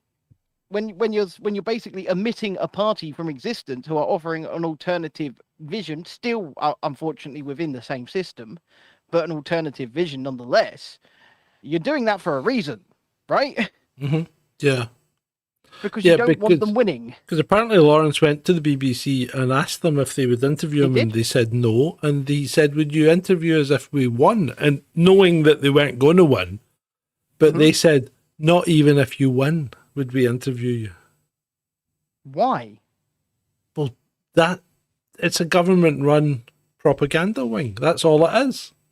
Well, it must be at that. It has to be. It must be. Yeah, it has to be. There's no other explanation for that statement. I mean, Lawrence Fox has agreed to come on the show. I've got to book a date with him. Yeah. And I'll get on that actually. I want to go into detail about all of this. I've got the thumbnail. I want to hear firsthand what happened. I've got the thumbnail ready. Yeah, good. Good. Is a water slide involved? No, but there's a dog in it. But Count Bimface once again stood in the Uxbridge. Yeah, you can't call them. You can't call them Loony because that's derogatory to people with mental illnesses, apparently. Oh, what, the monster raving? Yeah. Loney party. Yeah. Yeah. Count Bimface, formerly Lord Buckethead, stood in the Uxbridge and got less votes than Lawrence Fox. Yeah, yeah. Mm-hmm. Do you know who else stood there? Piers Corbyn. Did he? And how many votes did Piers get? Way less than Lawrence Fox. Yeah, okay. Piers Corbyn's a dead duck, isn't he? Yeah, well, you know what? Why is Piers Corbyn standing, though? He's not political. I never thought he was. Yeah, but he stood for Mayor of London. Oh, well, I suppose he did, yeah. And he stood in the Uxbridge seat. He didn't do well there either, did he? No, you know what? He's going to campaign for whatever cause he's going to campaign for this week until he dies. He's like Magnus Pike. Do you remember Magnus Pike? No. He reminds me of Magnus Pike. Someone in the chat will remember Magnus Pike. Right. If there's anyone left. Oh no, there's still 19 people watching this. Yeah, but Piers Corbyn, he's absolutely harmless. And I saw somebody earlier on say something along the lines of well, Tony disagrees with you. Because Tony says Piers is a disruptor. Oh yeah, he is a disruptor. So he's not harmless then, is he? Well, depends on what approach you're taking to it, whether he's harmless or not. Yeah. I mean, I've spoken to him enough times. He's a nice enough man, and he seems to genuinely. I will say this: he seems to be genuinely believing in the causes that he fights for. He does. He seems to be genuine in his beliefs, and he doesn't seem to be doing things just because it's something to do. Do you get what I mean? Yeah, no, I know what you mean.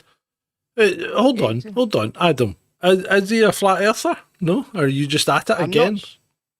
He did hand Adam a bunch of leaflets and say, "Could you hand these out for me?" And were they about flat Earth? I'm not terribly sure. Okay, I see. This is the problem with Adam. He seems to have gone off the rails. I love him. We love him dearly, but he needs to come back to us. He's gone down. Maybe it's time for some medication, my friend. He's gone down a strange and troubled route. He has strange and troubled route. Right. What about the king giving himself a pay rise? Well, that's what. Of course, he can do that. But 45%. The king. 45%. Why did he get him paid? I doubt he's ever handled money in his bloody life. He went from 86 grand or something to 125. That's ridiculous. I'll have that. I mean, to be fair, he doesn't actually need that because he gets some amazing amount of money coming in from all the property that he owns.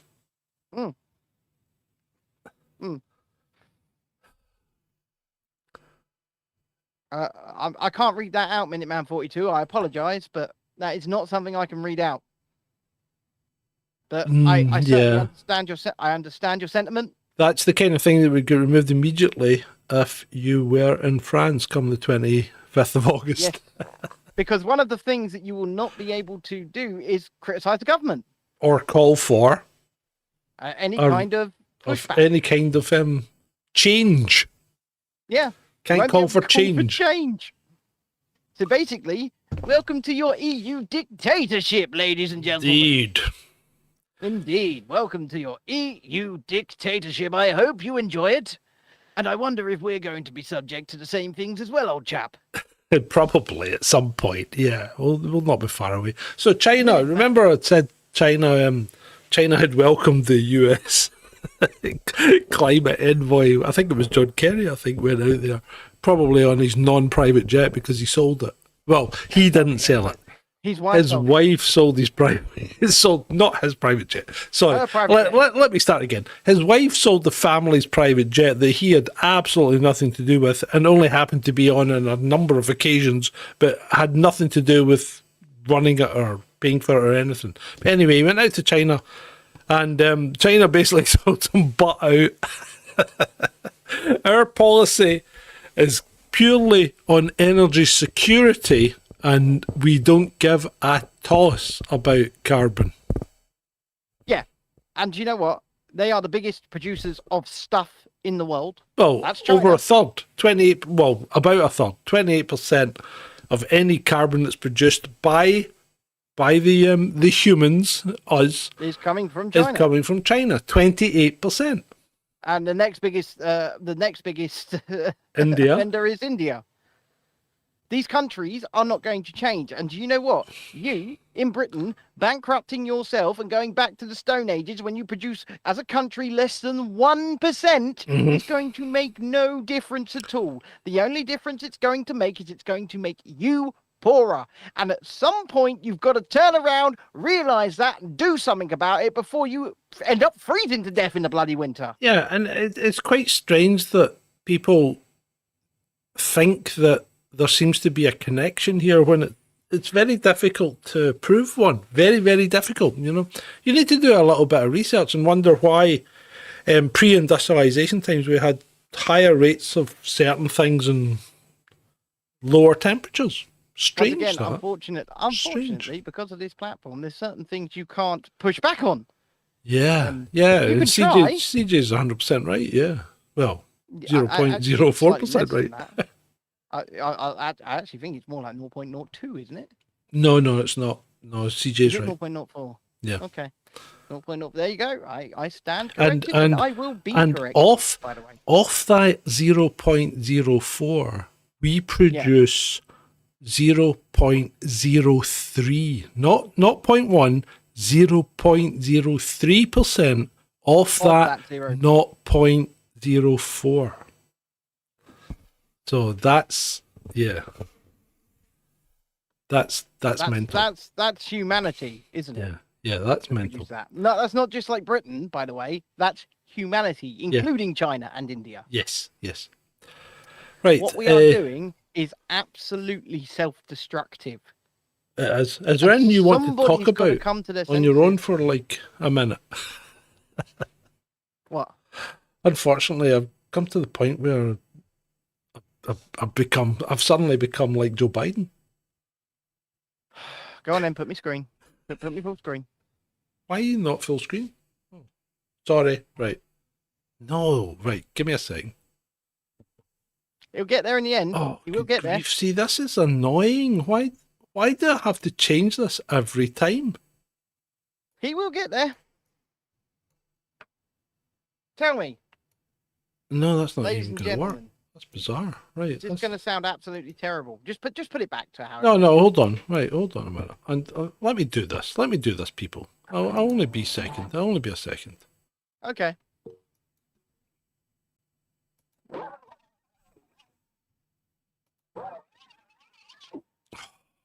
Jesus Christ. I thought it'd be a second. Give me a second. It's not going well, is it? No, it's not going well, mate. So, right, why does this keep resetting, though? Because I set all these things up and then it changes. Why does this happen? I have no idea. What do I want to do? I want to do I don't want one. I want to do a display capture, don't I? Andrew Lomax says it's like a Biden simulator. Yeah, yeah, you're right, mate. I used to say I'm not. What would you say? I'm getting old, but I'm no Joe Biden. But that's obviously not the case anymore, isn't it? No, I don't think it is. I'm trying to. Recording is ready. Recording is deleted. Show my video. Play tones. Show desktop. Show video gallery. Use alternative screen sharing mode. Right, that'll do you, mate. That'll do you, won't it? How's that? Yeah, I look fine. There we Right, go. I'll be back in a tick. Tell me in the chat if this sounds any good or sounds like crap through this system.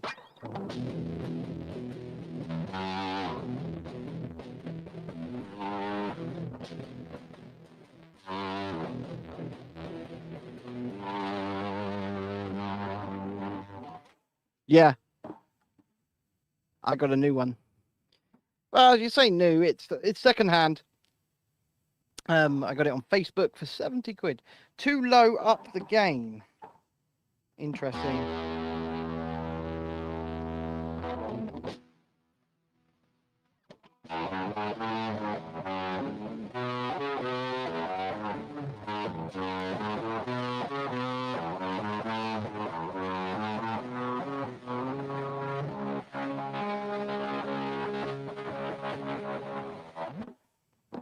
Sounds like it's in the next county.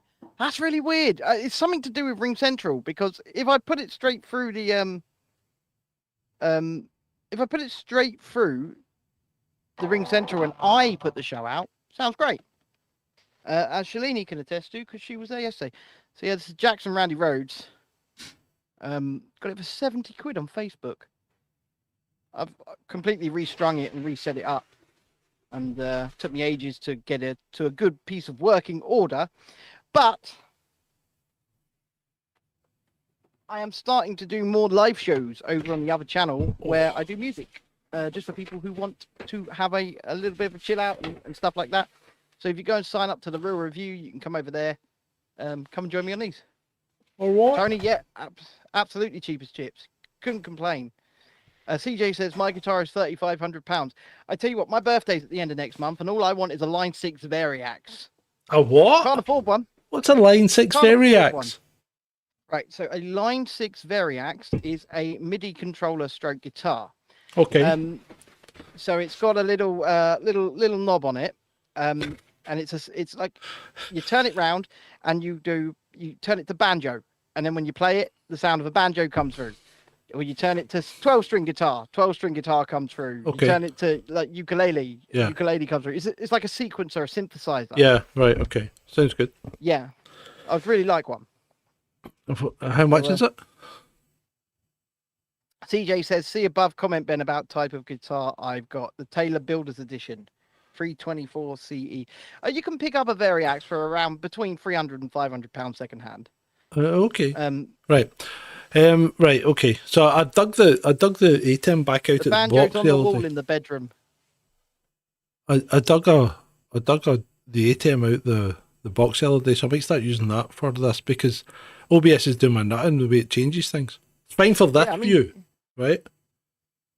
But why does it keep losing all the other stuff? I don't know.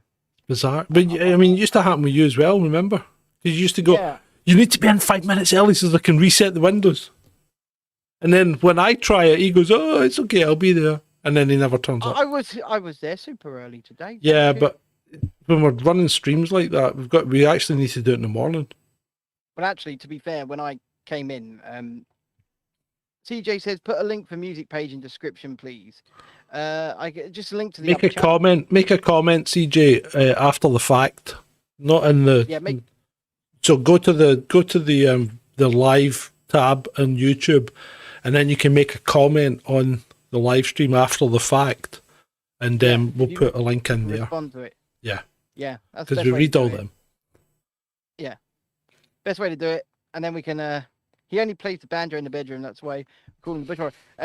Actually, to be fair, the banjo is on the wall because it's a left-handed instrument, and I've tried. I am left-handed.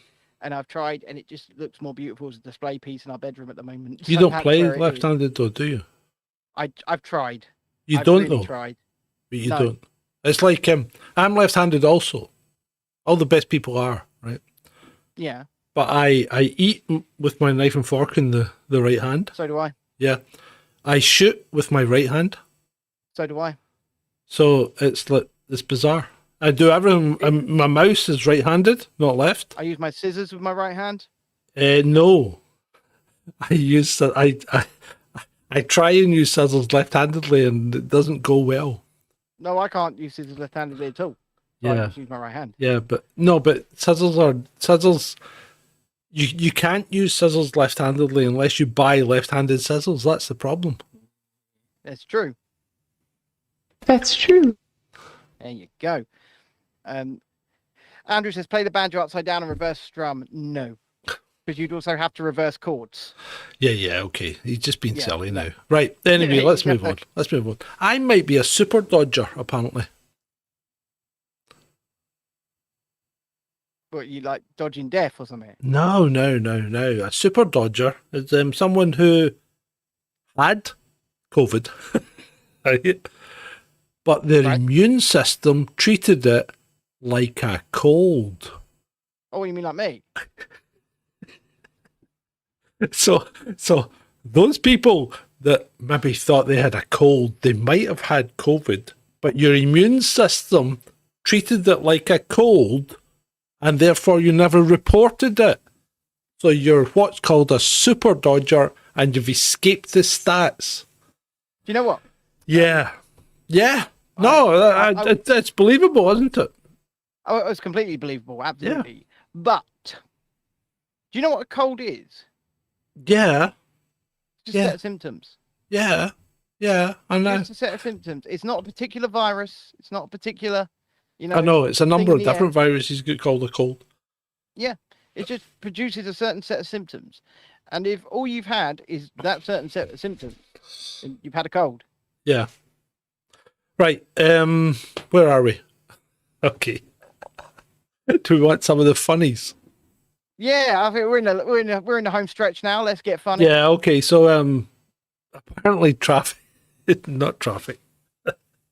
Travel agencies are complaining about the amount of spares that are being left everywhere. Yes, they are. I know this. Yeah. Too many spares. Spares being Harry's book,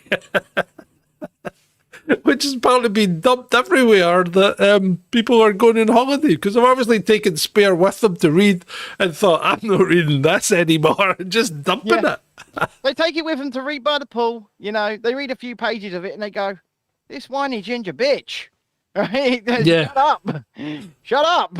Yeah. And So just leave the book. So yeah, there you go. So someone said, is it not the case? Someone said, I'm not really a great fan of Harry, but is it maybe not the case that they've read the book and they just left it? But people don't tend to do that. They tend to take their books with them. Yeah.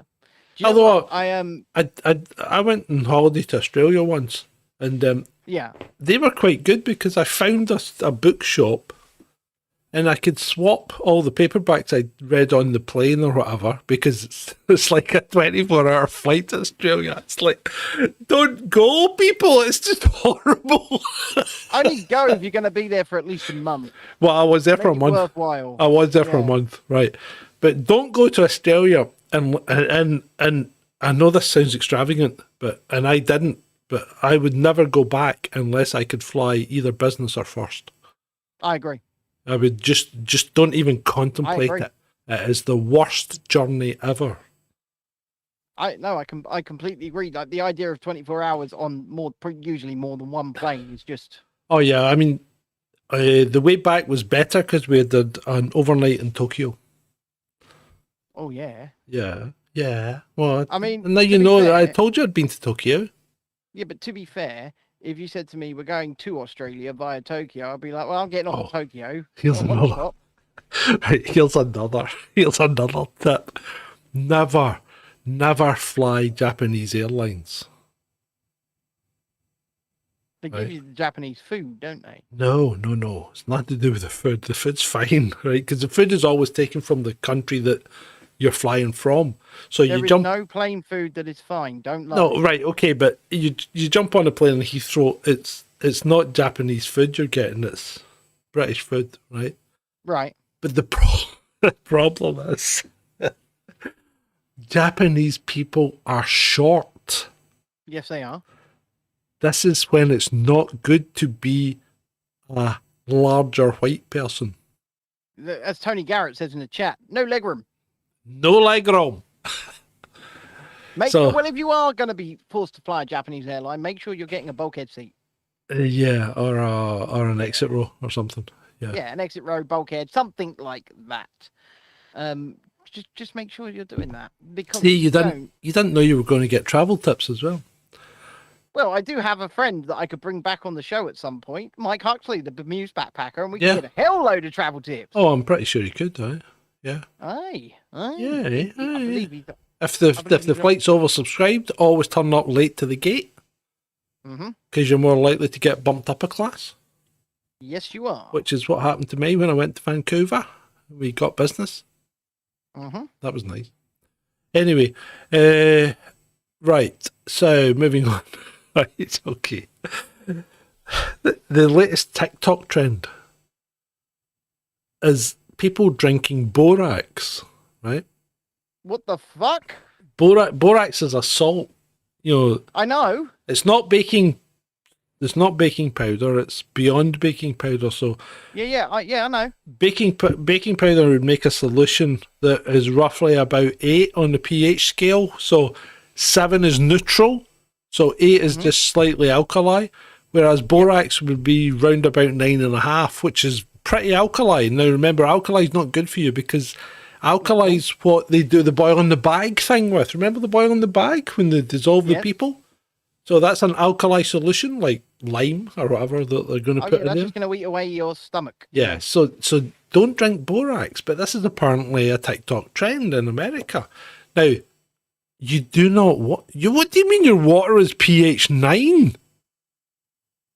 Bloody hell. Probably get that looked at. Adam, don't drink that. That's outrageous.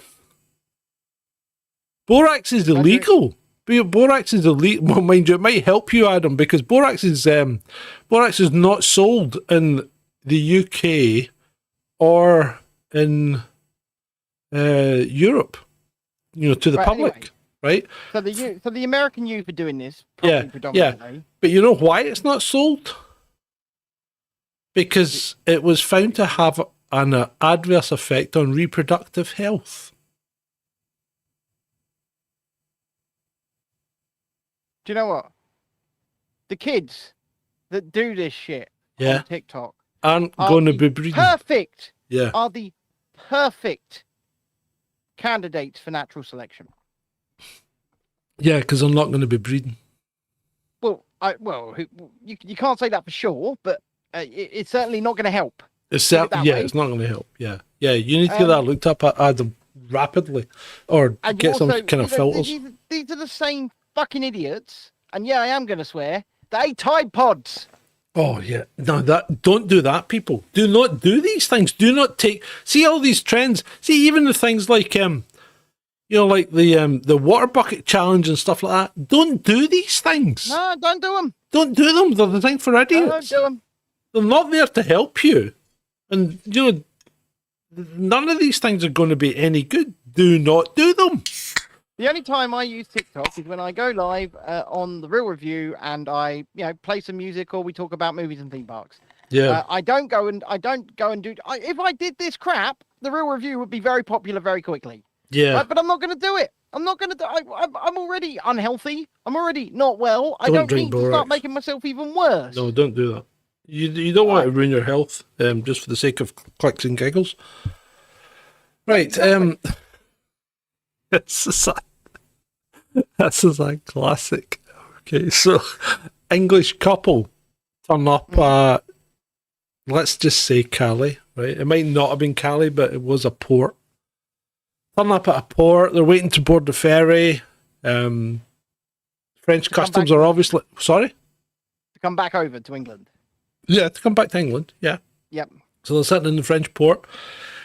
French customs are obviously bored or something. because I've never seen French customs do this in my life. And I've been to France a lot, right? Me too. I've never been questioned by French customs. Me either. UK customs, yes. French customs, never, right? Never. So French customs apparently were going down the line going, do you have anything to declare? They said, yes. So they declared, what did they declare, Ben? You tell me. They declared, we have 2 rocket launchers, shell casings, and body armour.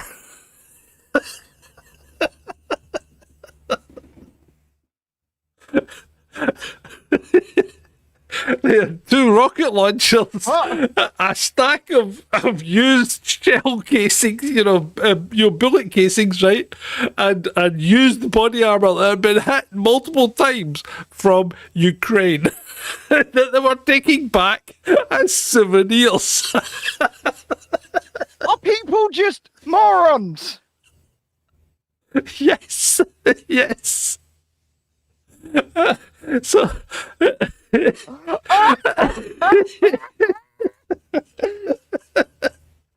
so needless to say, they got those items confiscated and fined. Say so. What have you got there? I've just got a couple of rocket launchers, officer. You know what? Pretty much every time I go over to France, because I only go via the Eurotunnel, right? Because I can't be asked to ferry. Yeah. But every time I go over, we're one of the lucky few that get pulled to the side. Oh, lovely. Pretty much yeah. every time. And they come along and they swab your fucking steering wheel and they put a swab under the arch. Don't worry, we're just testing for explosives. Yeah. Do I look like this? Because I get pulled over all the damn time. I'd pull you over. I'd pull you over. Why would you pull me over? Because you look like a hippie. So what? Hippies don't tend to have explosives. Oh, John. yeah, they do. Yeah. They tend to be unkempt. People that have explosives tend to be unkempt and have bad attitude. I'm not unkempt. But after you've driven, even though it's only a short drive from Eastbourne to the Channel Tunnel, right? After you've driven there with either your kids in the car or other people, you are unkempt. You say that, but I stay at the Channel Tunnel Premier Inn, that's a 5-minute drive away, and have a bath before I leave. Okay. I am not unkempt. I'd still pull you. You've got long hair. So you're obviously You dodgy. discriminatory old fuck. Yeah, you're dodgy. Yeah. Someone earlier on kept asking us on Twitter, and I don't know if you're in the chat tonight, but kept asking us, do you two dislike each other in real life and just do this for the show? It's like, what? You know what? I'll let you in the secret. I'll let that person. It's probably the other way. We actually give each other a harder time on the show than we do in real life. Yeah, we do. And do you know what? Pretty much any time I go away somewhere, he'll call me up and he'll be like, "What are you up to?" And I'll say, "I'm doing this." And I say, "Do you want anything in particular? Like, do you need me to do something?" No, I just missed you. It's what he'll say to me. I don't really. I just missed you. My wife calls him my boyfriend. Anytime we go on a morning meeting, oh, is it your boyfriend? Your boyfriend. I say, yeah. What of it? Right. Let me just check my. Why is someone revving a car furiously outside? Why would they want to do that at 10 to 11 at night? It's just because ridiculous. that's Nicola Sturgeon out there telling you she knows, John. She knows. Yeah. She knows. She absolutely knows. I'll tell you what, while you're doing that, I had to go to the doctors again today. Oh, yeah. Yeah, because my wounds aren't healing. That's because that's because you drink too much inflammatory juice. It's absolutely nothing to do with that. It's about the fact that they put the wrong stitching in, John. Yeah, I know that, but I'm going to have a go at you anyway. Yeah, because he wants to. Yeah. Right? And he's going to have a go at me, and whilst he's doing that, I'm just going to go. Did we talk about Tobias? Tobias Elwood? Yeah. No, not yet. Well, let's talk about Tobias. Tobias is a twat. Yes. Good. What did Tobias do? You tell me. Well, Tobias wrote a tweet extolling the benefits of the Taliban and how they turned Afghanistan around and made it such a lovely country since they've taken it over. Does that tweet still exist there, John? No. Well, No. yeah. I mean, once you put something on the internet, mate, it's forever. It's still there, but you can't access it from Tobias's account because Tobias deleted it. Because you know what's happening now? Tobias is facing a no confidence vote for his chairmanship of the 77 committee thing. Of course, and rightfully so, I'd say. Yeah. So Rightfully so. come September when Parliament come back, Tobias is probably going to be ousted. And that's a good thing because the guy's a warmongering toad. He is a warmongering toad. So is Liz Truss, to be fair. So is Rishi Sunak. Oh, I've got an update. What on? The Byline Times, right, have tweeted a breaking thread during the course of this show. Should I read it to you? Go on. Right. Breaking thread. This Byline Times is 40 minutes ago. Dan Wootton tonight crowdfunded for legal fees as he faces a series of allegations made by Byline Times. He sent a message to dozens of celebrity contacts begging them to contribute, including at least one of those he is alleged to have catfished. In a round-robin message, Wootton wrote, "This has been the worst week of my life, but I have to fight these disgusting smears against me. I wouldn't ask you for help unless I was desperately in need. If you can please support this crowdfunder, it will go entirely on my legal fees to fight Byline Media, which is on the most sick and twisted campaign to push me over the edge. I know it's a big ask, but please share this on your social media and with many friends as possible. Trust me, this is a campaign to see me cancelled and destroyed. It's chilling. I really do need your help, please." One recipient told Byline Times, "I haven't heard from Dan in years.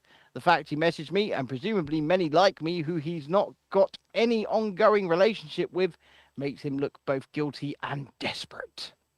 FYI, if we crowdfund for legal fees on Crowd Justice, you can be sure they'll only be for legal fees. The fund is ring-fenced and can only be controlled by a registered lawyer."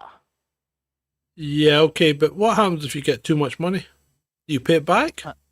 I have no idea. Yeah, I'm just wondering about that because if people send you money, how do you pay it back to them? You probably I don't. know. But this is all getting It's ridiculous. Yeah, it is ridiculous. It is ridiculous. And until some evidence comes along, I won't call him guilty. Byline Times have got to put up or shut up, right? They got to put up or shut up because that's not breaking news, right? No. Because we spoke about that at the beginning of the show, so it's not breaking news, right? No, it's not. We've known about it all day because we spoke about it in this morning. In fact, you tweeted me about this earlier on yesterday, didn't you? I did. So yeah, I did, but I think it's not breaking news, right? So Byline Times are being disingenuous, but you've got to. There comes a point when you got to put up or shut up, right? Now, I'm more than happy to say, yeah, okay, there's evidence there. If you produce the evidence. I agree. I think friend of the show, James Bembridge, may have received this message because from Dan Wootton because he put out a tweet. Yeah, he did. I saw that. Sharing the crowdfunder. I saw that earlier. And the tweet pretty much says what Dan asked people in that message to say. It says a hard left blog has initiated a campaign of harassment against Dan Wootton. Yeah. That tweet was out about 6 o'clock or something like that. So it's not exactly breaking news. Ago. Yeah. Yeah. Which would make it almost exactly 6 or 7 o'clock. Yeah. I think what the breaking news is that Byline have managed to get their hands on the text that Dan Wootton was sending people. That's the breaking news. Yeah. So right. Byline, put up or shut up. Put up or shut up. That's my message to you. Right? And I think that should be the closing message of tonight's show. Put up or shut up. Yeah, that's it. Now, ladies and gentlemen, boys and girls, children of all ages, I have not once pasted links in the chat tonight. I am about to do that. If you are a fan of the show, if you enjoy what we do and you absolutely, want to see more and help us grow, then please consider becoming a citizen of Veradora, our fictional, made up, completely not real country at Ko-fi, ko-fi.com/chasing descent, or indeed patreon.com/chasing descent. And I'm going to set up the join button on YouTube as well. Oh, are you? I'll do it in the morning. It's a lot of work. I'll do it. Yeah, okay, whatever. If you want to do it, that's fine. I'll do it. It's all good. Okay, right. With that, but I was going to say one more thing. go on. What is it? I have massive love and appreciation for every last one of you and all of you that keep coming back to these shows. What we ask you to do is simply hit that like button and hit that share button. That share button, very, very important. Yeah. And subscribe if you haven't already.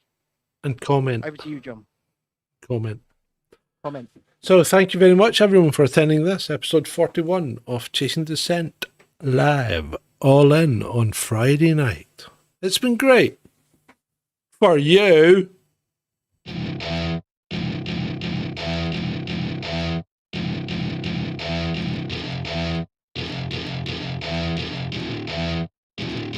Welcome to my party, we're just getting started. A life is a dream or a nightmare scarring. Hand me a drink cause I think I'm going all in. Get me a shrink who can catch me when I'm falling. Cover up my scars, flip the handlebars. Crashing in my car, wake up in a bar. I'll be a superstar, just on my avatar. This world is so bizarre, empty out the reservoir. Yeah, I'm taking 6 shots, yeah, straight to the face. And I wanna get lost, I'm sick of this place. Don't know how to stop when I'm feeling this way. So I'm taking 6 shots till I'm feeling okay. I think I'm going crazy, don't think I'll get home safe. So I'm taking 6 shots all straight to the face. I'm taking 6 shots, are you coming with me? I'm taking 6 shots, yeah, straight to the face. And I wanna get lost, I'm sick of this place. Don't know how to stop when I'm feeling this way. So I'm taking 6 shots till I'm feeling okay. I think I'm going crazy, don't think I'll get home safe. So I'm taking 6 shots all straight to the face. I'm taking 6 shots, are you coming with me? Sometimes you need to let loose, grab juice, get goose, tattoos, taboos, get screwed. Loosen up, buttercup, all those hate comments will never make you feel enough.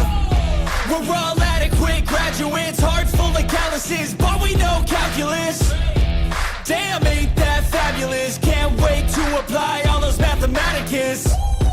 But we can't get a job that pays us enough. I'm about to pop off. Fuck you, you're lost. We all know that we never really want a boss. So I'ma do what I want to. Something I can't undo. Yeah, I'ma do what I want to. Something I can't undo. I'm taking 6 shots, yeah, straight to the face. And I wanna get lost, I'm sick of this place. Don't know how to stop when I'm feeling this way. So I'm taking 6 shots till I'm feeling okay.